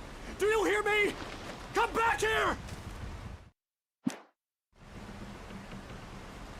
He had Alice, and he wanted the manuscript because he thought it held some magical power, but I had no manuscript to give him. I had to get back to Barry and figure out my next move.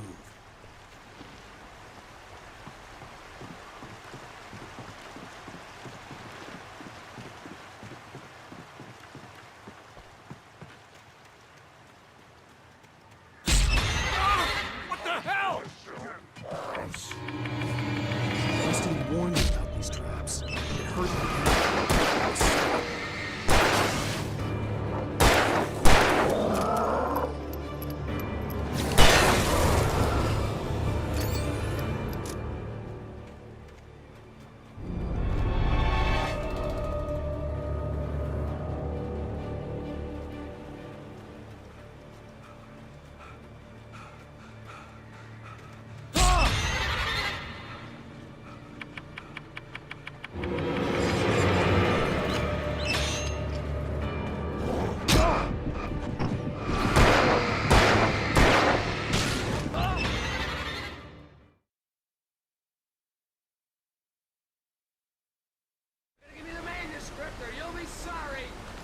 No!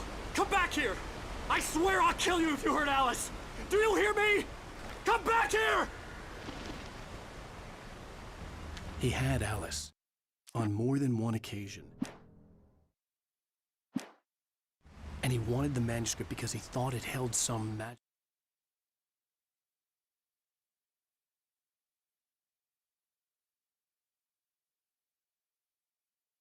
power, but I had no manuscript to give him. I had to get back to Barry and figure out my next move.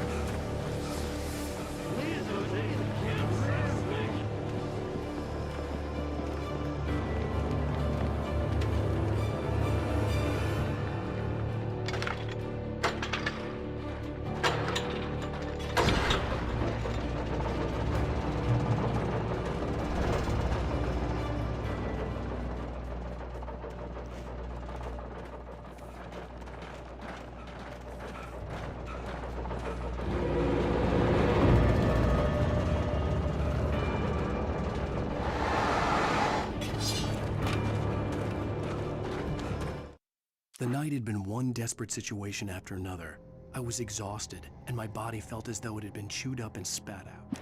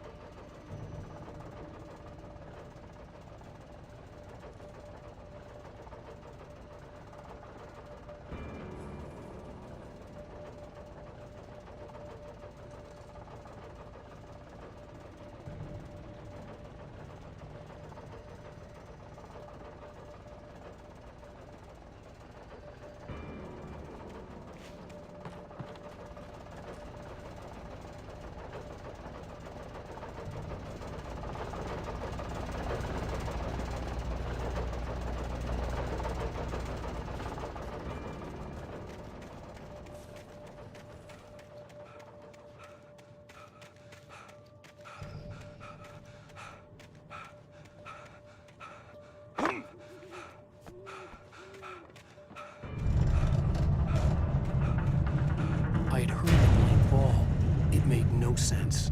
It was clear that it had just fallen here, but it was very old and obviously hadn't flown in decades. Looking at it sent a shiver down my spine.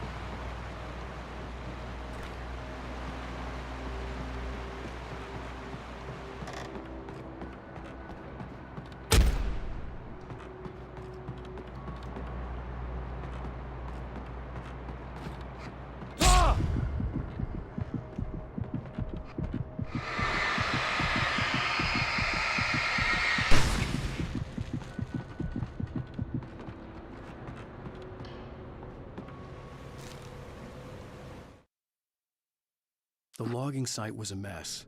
The modular office had been pushed off the cliff. Deputy Thornton climbed up from the wreckage excited, breathing hard from the exertion. Nobody there. It's weird.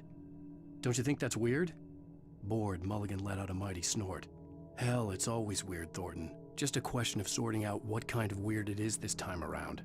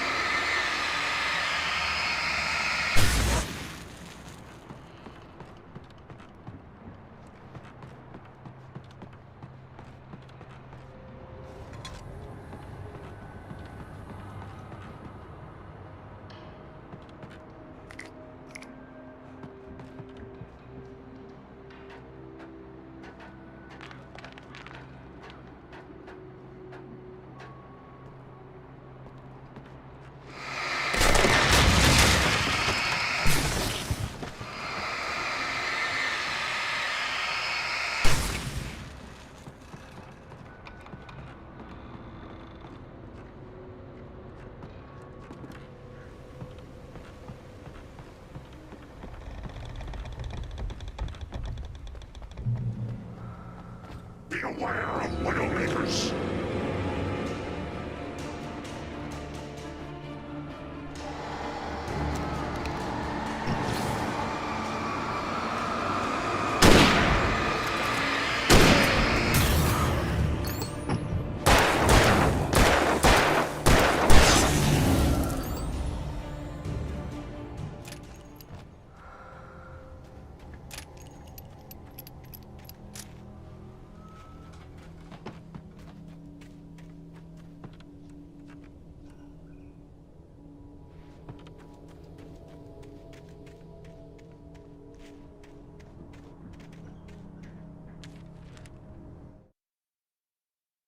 Shadows stirred and the wind picked up as I ran through the forest.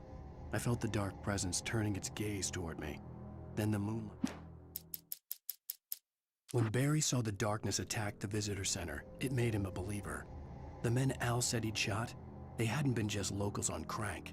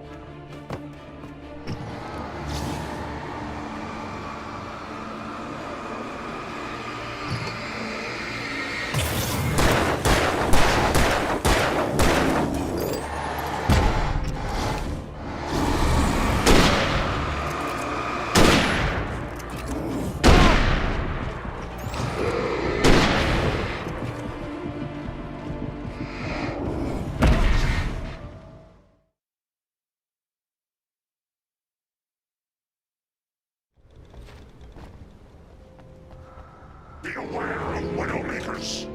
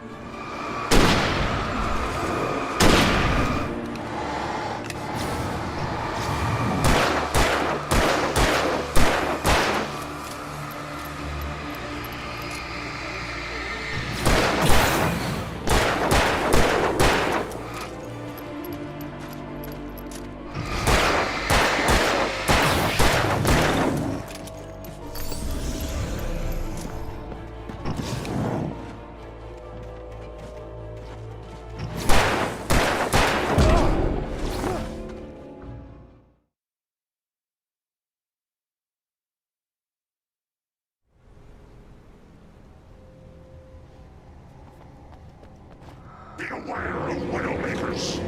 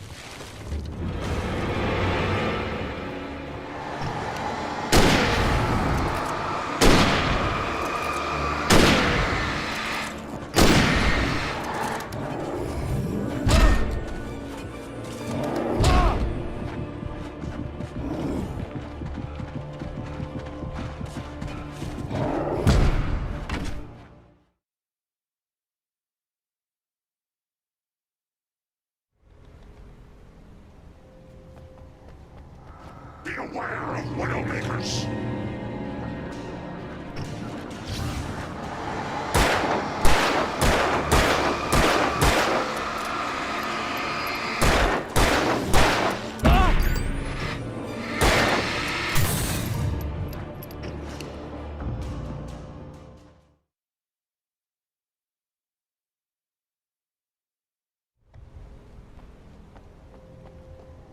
Be aware of widowmakers.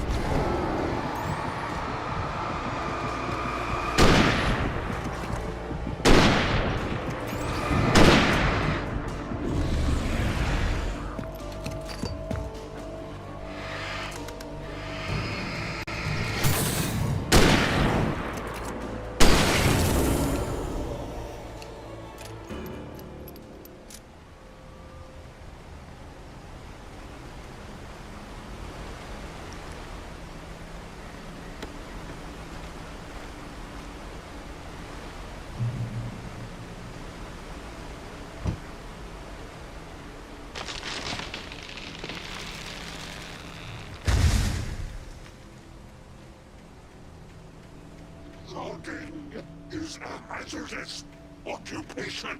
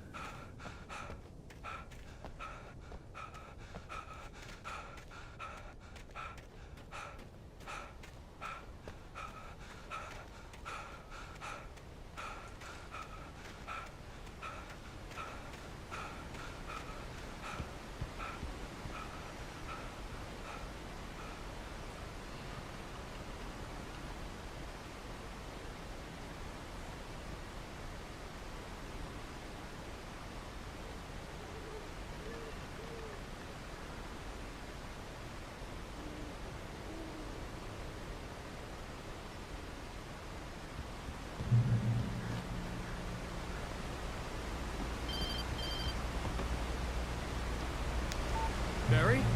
Ow! The porch is covered with birds. They've got all Hitchcock on me. Stay out of sight. I'm on my way. Don't open the door. What am I, crazy? Stay hidden. I'll be there soon. Just make sure you keep the lights on.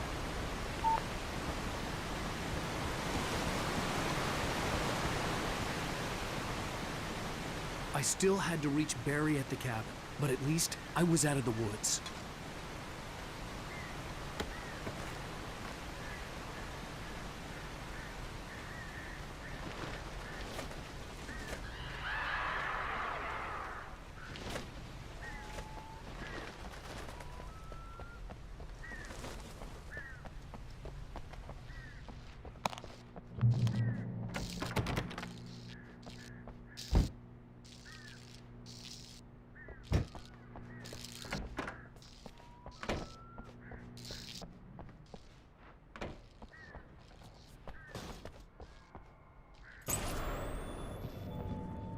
A story is not a machine that does what you tell it. A story is a beast with a life of its own. You can create it, shape it, but as the story grows, it starts wanting things of its own. Change one thing and you set off a chain reaction of events that spreads through the whole thing. The characters have to be true to themselves. The events need to follow a logic that fits the story. A single flaw and the magic is gone. The story dies. Alice dies.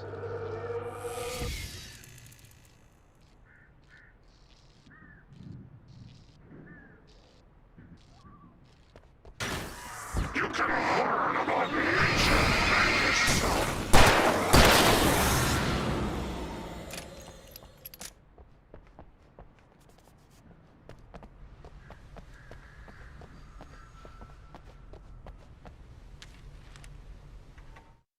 The FBI agent's command froze me in place. I considered surrender. It was all falling apart anyway. I could give in.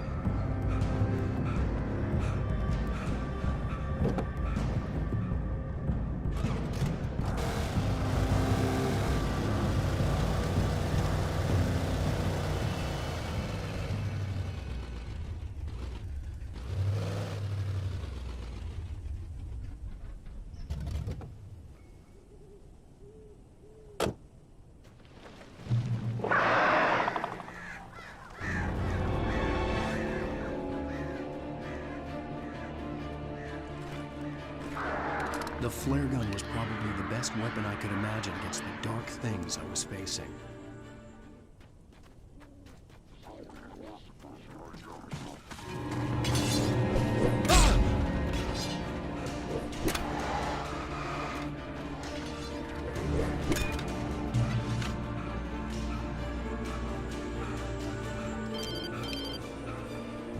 It was the kidnapper.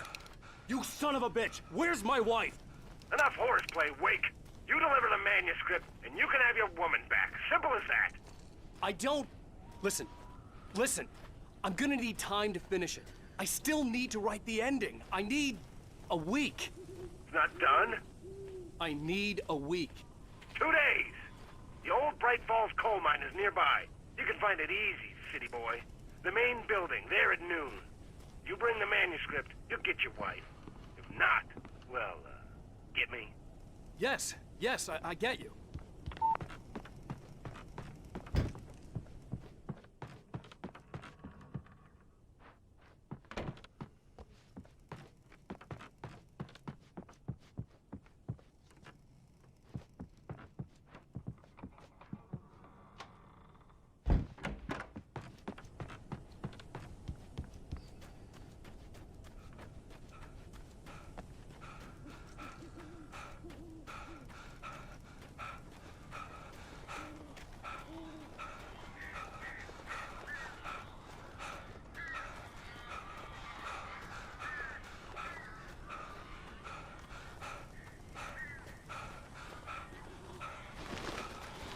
Barry had talked about birds over the phone.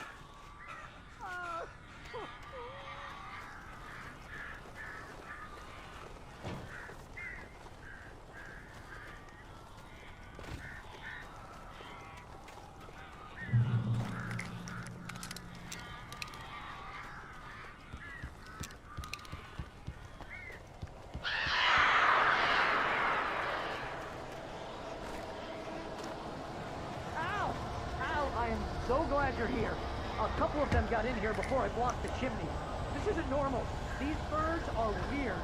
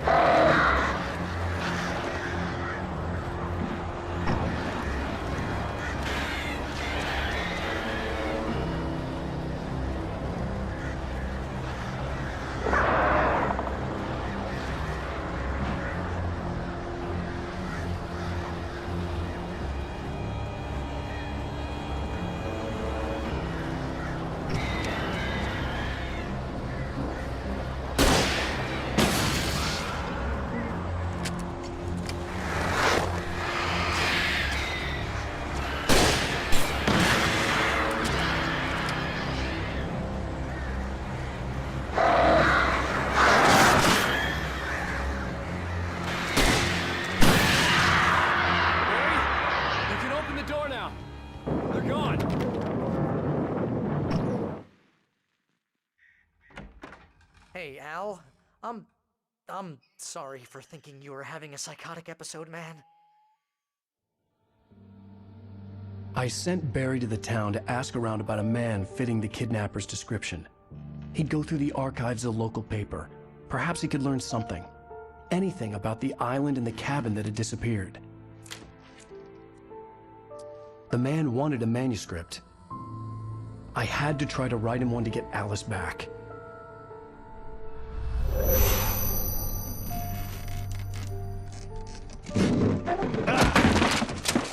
For me, the supernatural had always been nothing but a metaphor for the human psyche, a tool to use in writing fiction. Now, it was happening for real, and I couldn't put a single word on paper.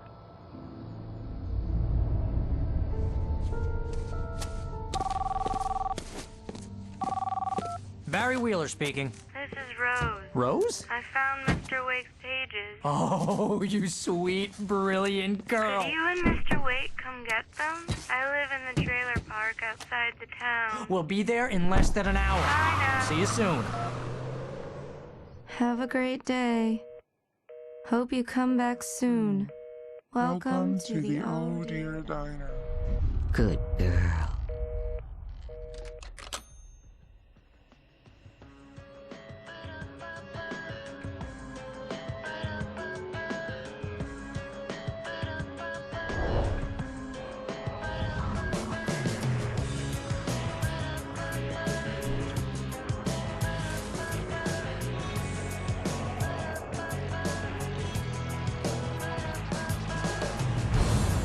Come here. Pretty please, can you tell me where I am? You, won't you say something? Previously on Alan Wake, Alice has been kidnapped. Alan, please help me. Alice? You'll do exactly what I say if you ever want to see your wife again. I can't tell anyone except my agent Barry. Damn it, Barry, they'll kill her! You're my best friend, and I'm worried that you're not right in the head. The ransom is a manuscript I supposedly wrote that's coming true before my eyes. It happened just the way it was on that page. So dark. I have found only a few scattered pages. I want the entire manuscript. The deadline is in 2 days. I found Mr. Wake's pages. Good girl. How the hell did she get her hands on the manuscript anyway? I don't know. She's resourceful. I told you you were too hard on her. Listen,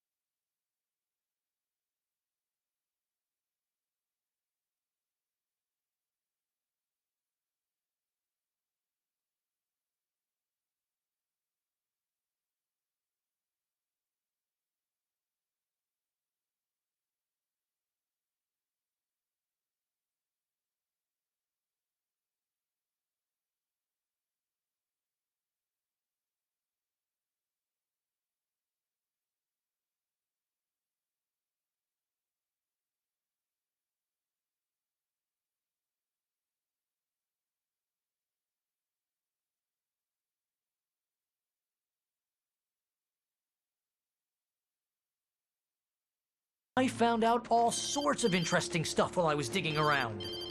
Yeah. Mr. Wake, it's Sheriff Breaker. We have an FBI agent here, Agent Nightingale. FBI? He's anxious to see you. You'd better come to the station. Okay, I'll be right over, Sheriff.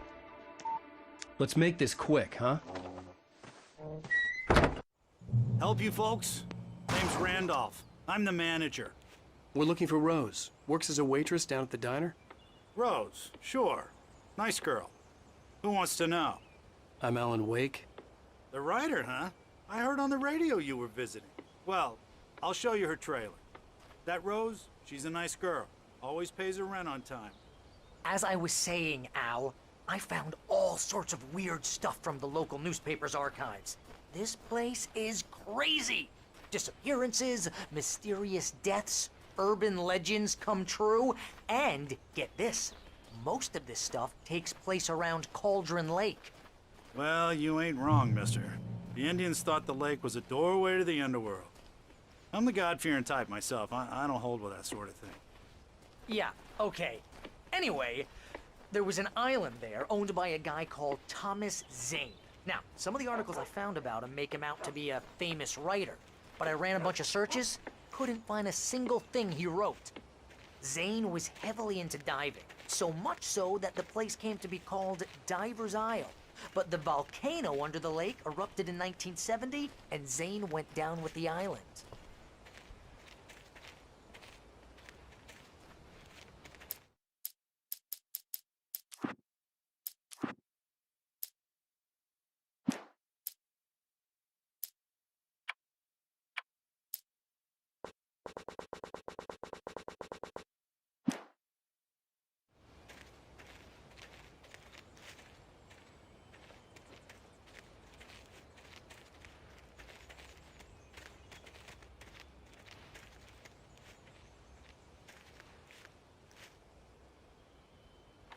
Gets better.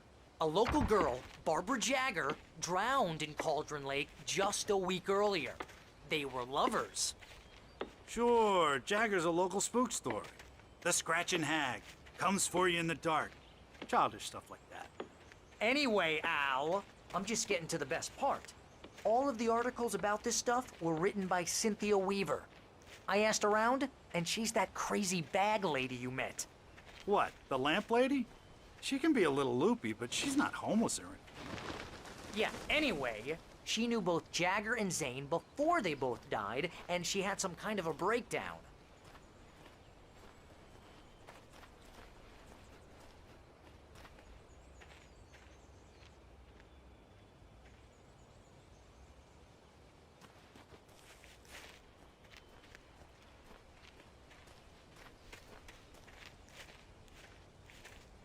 Well, mister, this here's Rose's trailer. You mind me asking what you want with her? We're just here to talk to her, pal.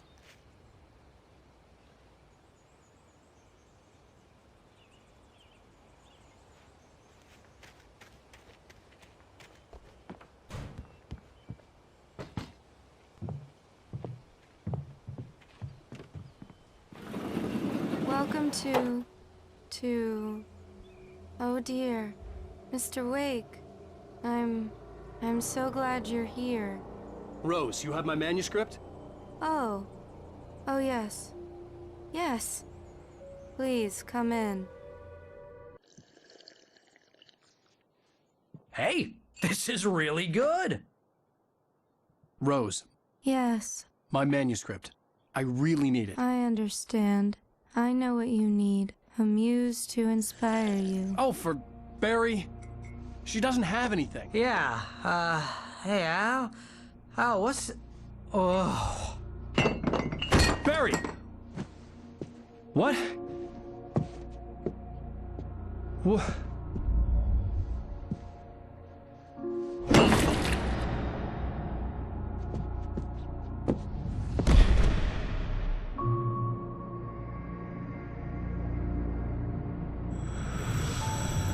It's coming for you, hiding in my barber's skin.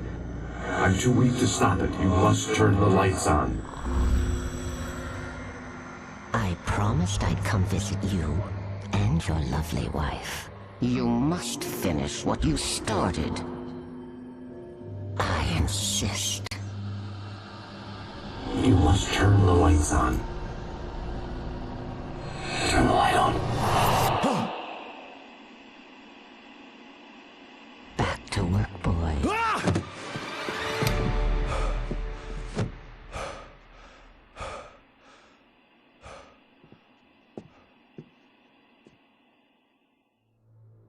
I felt nauseous, hungover. Only anger kept me going. I can't tell reality from dream anymore, but it seems I have an imaginary editor to help me. She's an old woman in a funeral dress. I call her Barbara Jacker. She's very strict. I'm writing faster and faster. My manuscript is being heavily revised. The edits are getting very aggressive, and each day there's less of me and more of her. I hate it, but I know she's right.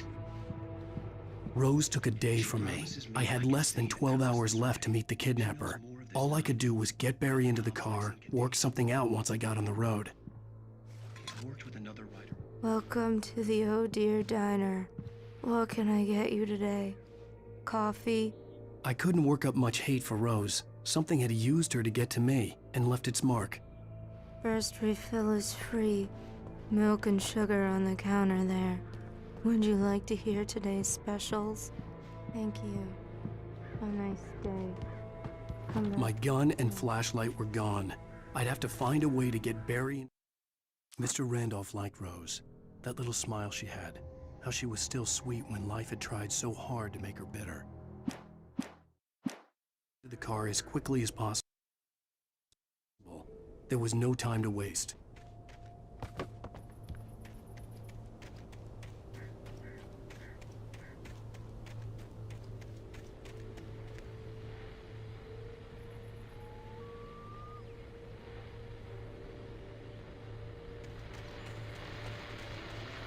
I just stepped outside to catch a breath of fresh air. Let me tell you, the weather's getting heavy.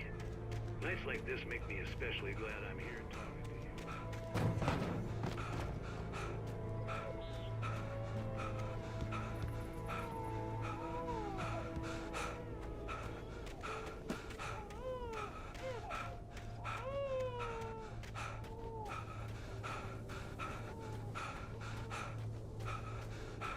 Oh, you're gonna get it now. God knows what you've done to that poor girl. This is Agent Nightingale, FBI! Get him up, Hemingway! You're under arrest! You move a muscle, I'll unload right in your goddamn face! Stay right where you are, Spillane!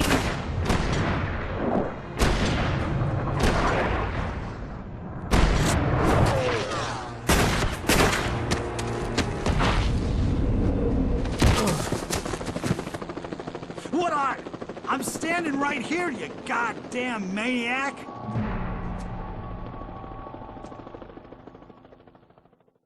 I hated to leave Barry behind, but there was no way I'd miss my appointment with the kidnapper.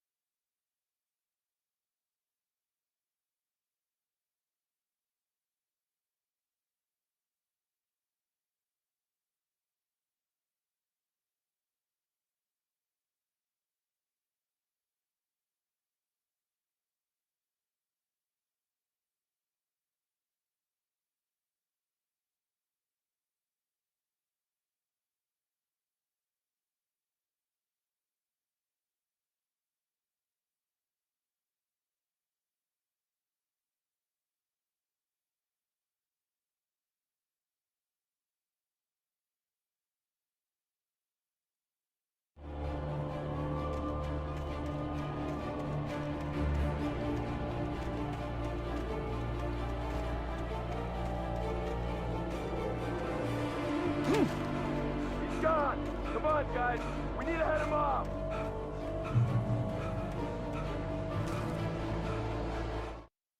For decades, the darkness that wore Barbara Jagger's skin slept fitfully in the dark place that was its home and prison. It was hungry and in pain. It dreamed of its nights of glory when the poet's writing had called it from the depths and given it a brief, terrible taste of power and freedom. The rock stars had stirred it from the deep sleep the poet had sunk it back to in the end. When it sensed the writer on the ferry, it opened its eyes.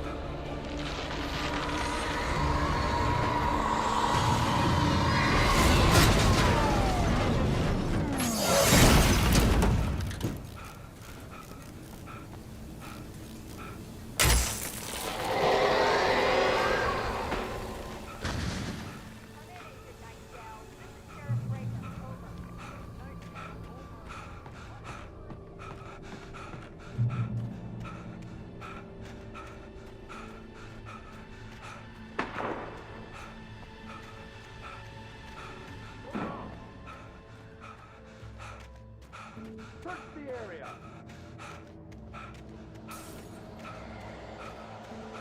Stay sharp.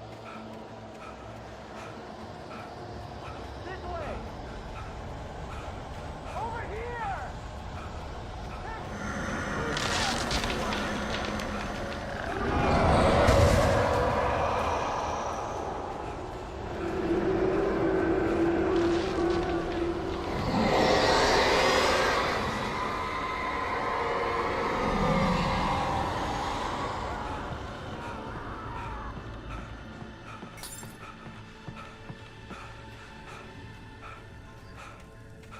This horror was everywhere I went, circling me. The cops didn't stand a chance. They were after a writer, not a monster. I've lost contact with most of the men you assigned to me. Explain doing. Wait, are you seriously telling me that geek writer just took out my deputies? Are you kidding?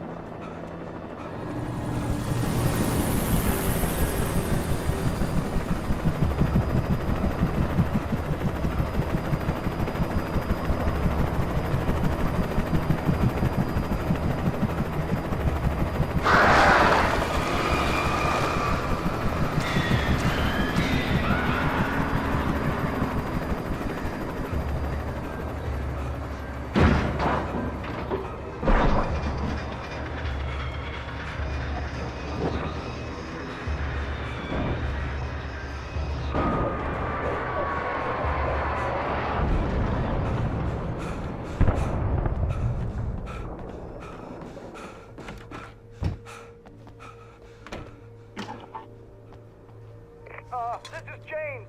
Mulligan, Thornton, come in. Over. Thornton here. James, we got both Wheeler and Rose in custody. They didn't put up a fight or anything. Why, they were... Hey, what are you doing? Come on. Sit down and give me that. James, Mulligan here. Over. Go ahead, Mulligan. Over. We got Wheeler and Rose here. Wheeler's drunk or hopped up on something. Speaking of which, that Fed had a pretty distinctive whiff of Otis Scotch about him, if you know what I mean. Over. I don't have anything on that, Deputy Mulligan. Over. Well, whatever. Anyway, Rose is just being plain weird here. You better get Doc in to take a look at both. Over. Got about you. You better get them here quickly. The Fed's gonna want to interview Wheeler, over. Oh yeah, I bet he does. Looks like they have a lot in common. Mulligan out.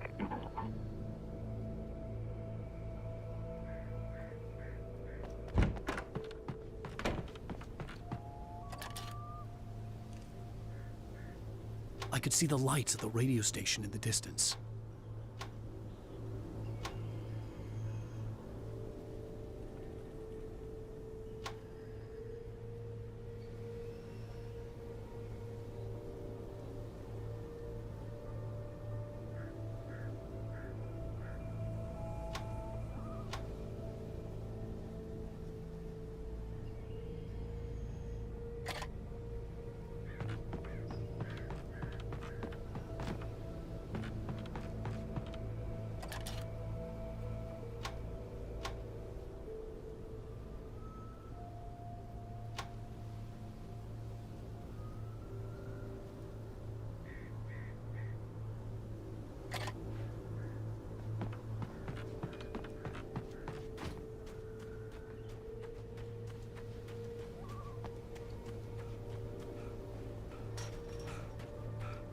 I imagined that the broadcast tower in the distance was part of the local radio station. Maine seemed like a decent guy. Perhaps he could give me directions to the coal mine.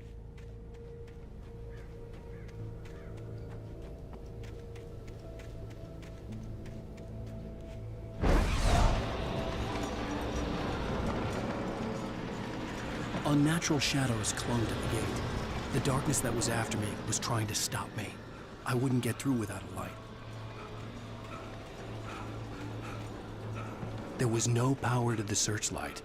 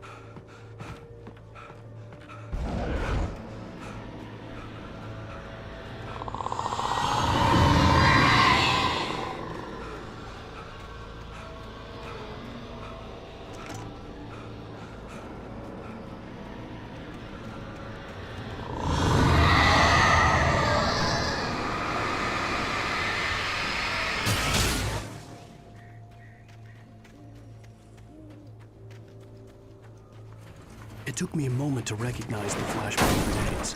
They were an ideal weapon for my situation. Team 1, come in. Over.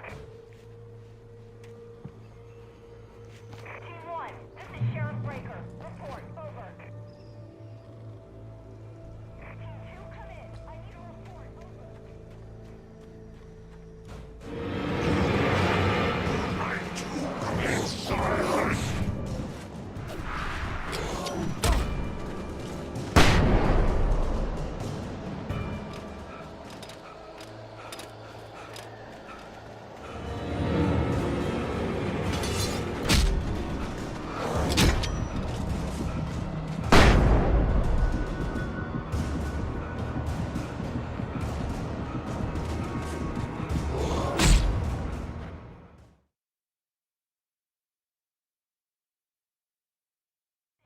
Breaker. Report. Over.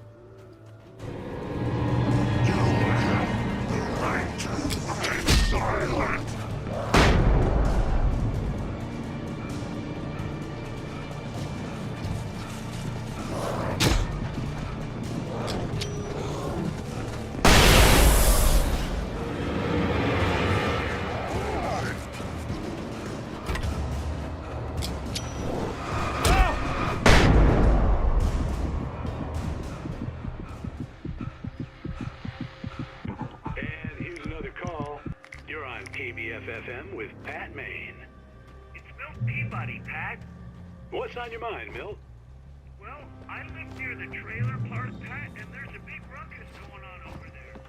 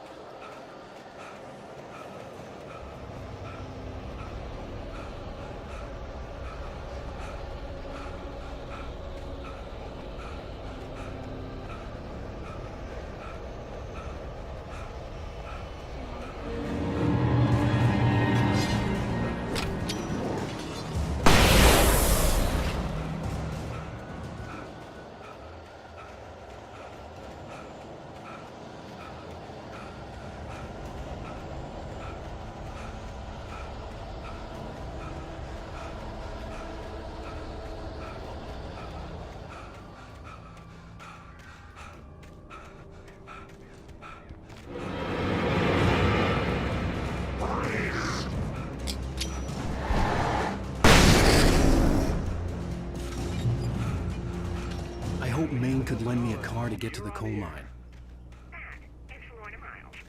Why, hello, Lorna. What do you have for us? What do you mean? It's a trailer park. Of course you're going to have trouble in a place like that. I mean, what do you expect? The sheriff should be helping us normal citizens instead of wasting resources on those people. Well... Let the try to sort themselves out. I'm sorry, but my granddaddy settled in Bright Falls in 1911. Well, thank you very much for that compassionate viewpoint, Lorna. Oh, here's a little surprise. The famous writer Alan Wake just walked in. Folks, I'm going to see if I can talk him into an interview. Come on. Oh, I'm so glad you could find the time to do this, Mr. Wake. Nowhere to run now, Dan Brown. You back away from me. Don't hurt. Whoa, whoa, whoa. Everyone calm down. Put the gun down. We're all friends here, right? Cool your jets, Nightingale. We got him. Judas Priest! What the hell's the matter with you? There's a civilian in there.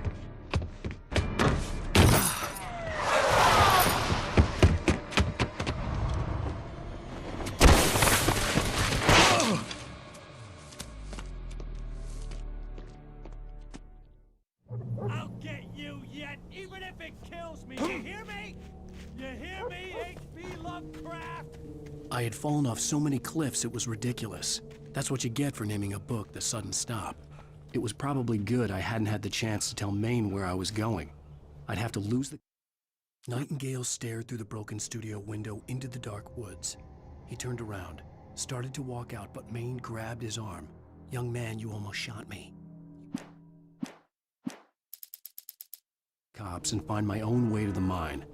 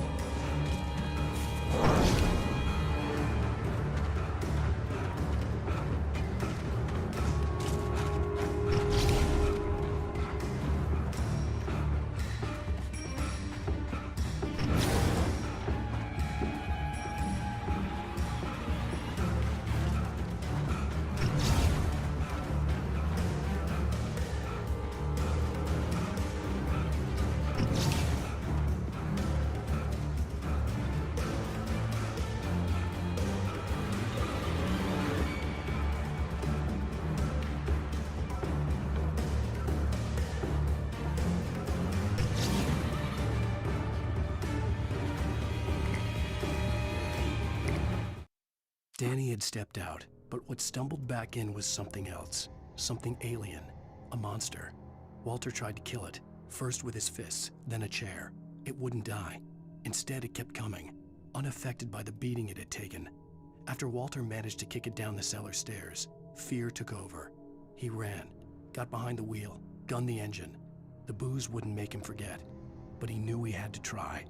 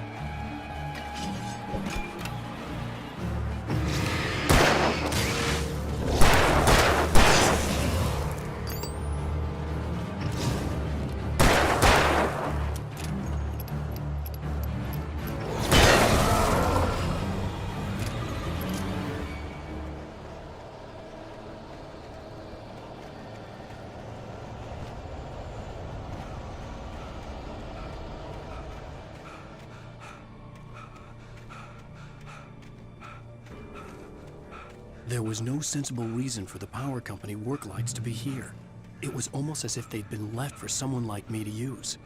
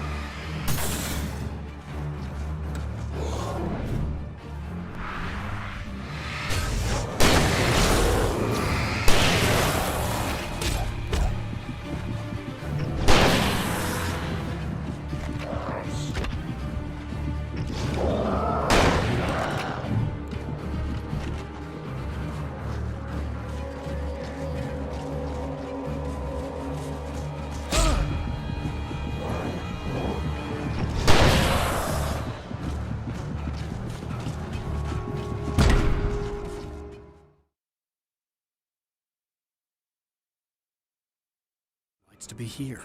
It was almost as if they'd been left for someone like me to use.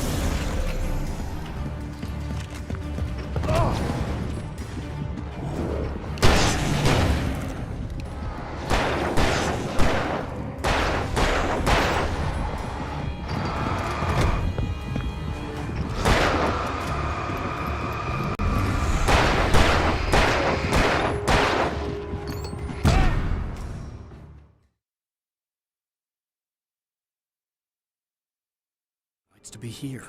It was almost as if they'd been left for someone like me to use.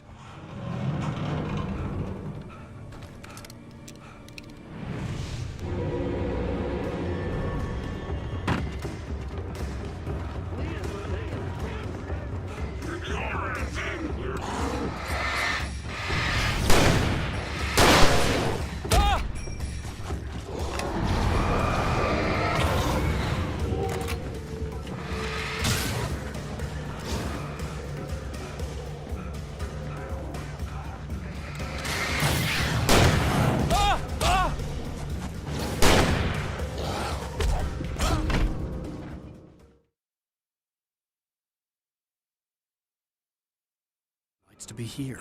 It was almost as if they'd been left for someone like me to use.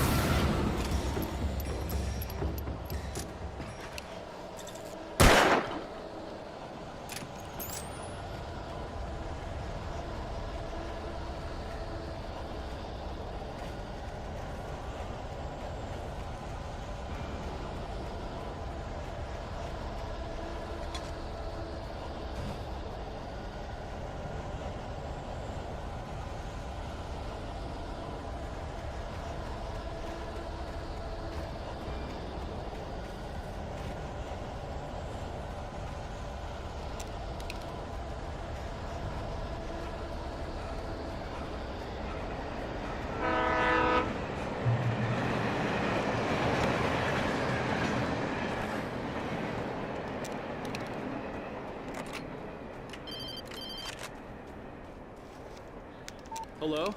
The most stubborn man I've ever met. Alice? Alice? Alan. Alan. I'm so afraid. Keeps me in the dark. Please help me. I look at you, Alan, and it's not you. Something else. Looking out from behind your eyes. Alice, I'm here. I'm so alone here. It's all gonna go to hell. You need to be careful. Cooperate. The connection had been terrible, but that wasn't the only thing that hadn't been right with the call. She sounded wrong somehow, but she had called me. The pipe wrenched itself loose from the bridge's steel framework. Wrapped in darkness, it floated in midair, twitching. For a moment,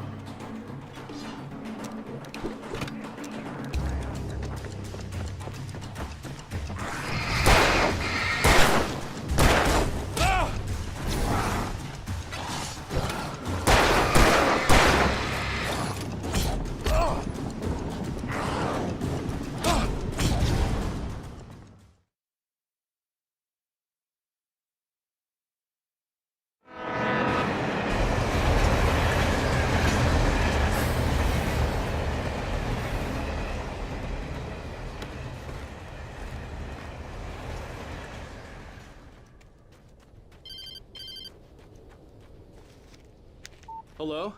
The most stubborn man I've ever met. Alice? Alice? Alan. Alan. I'm so afraid. Keeps me in the dark.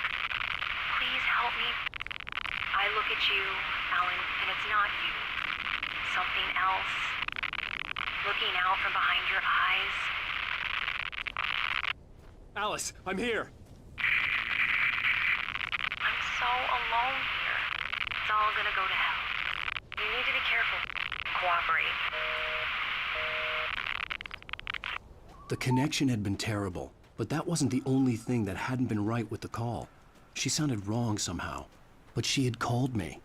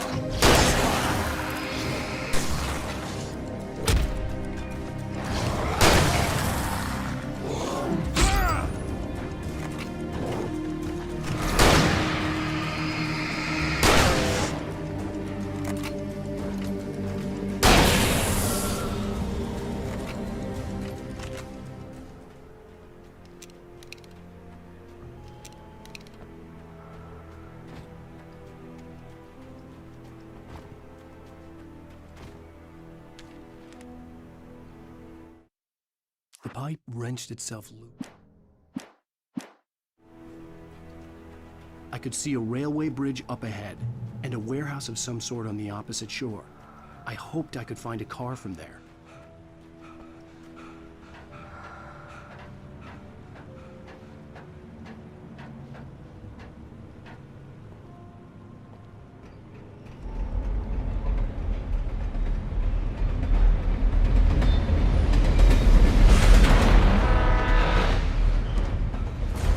That was pursuing me was growing stronger, and it was taking over everything in its path.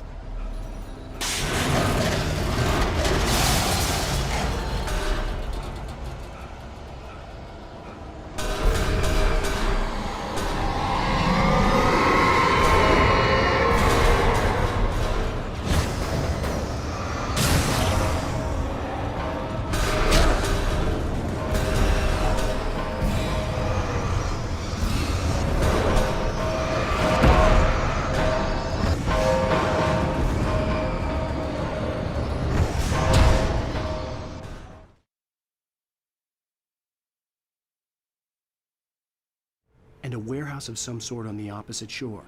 I hoped I could find a car from there.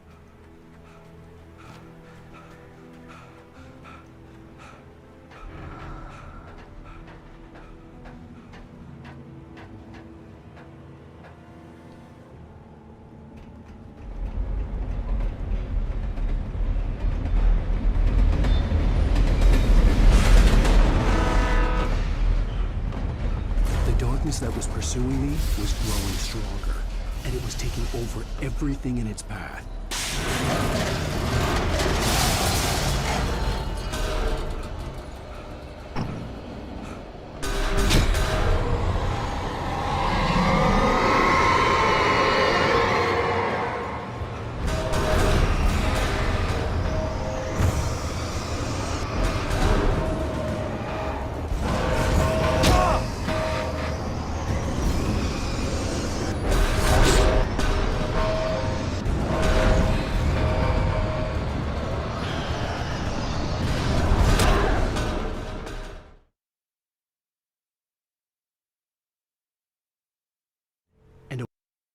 On the opposite shore. I hoped I could find a car from there.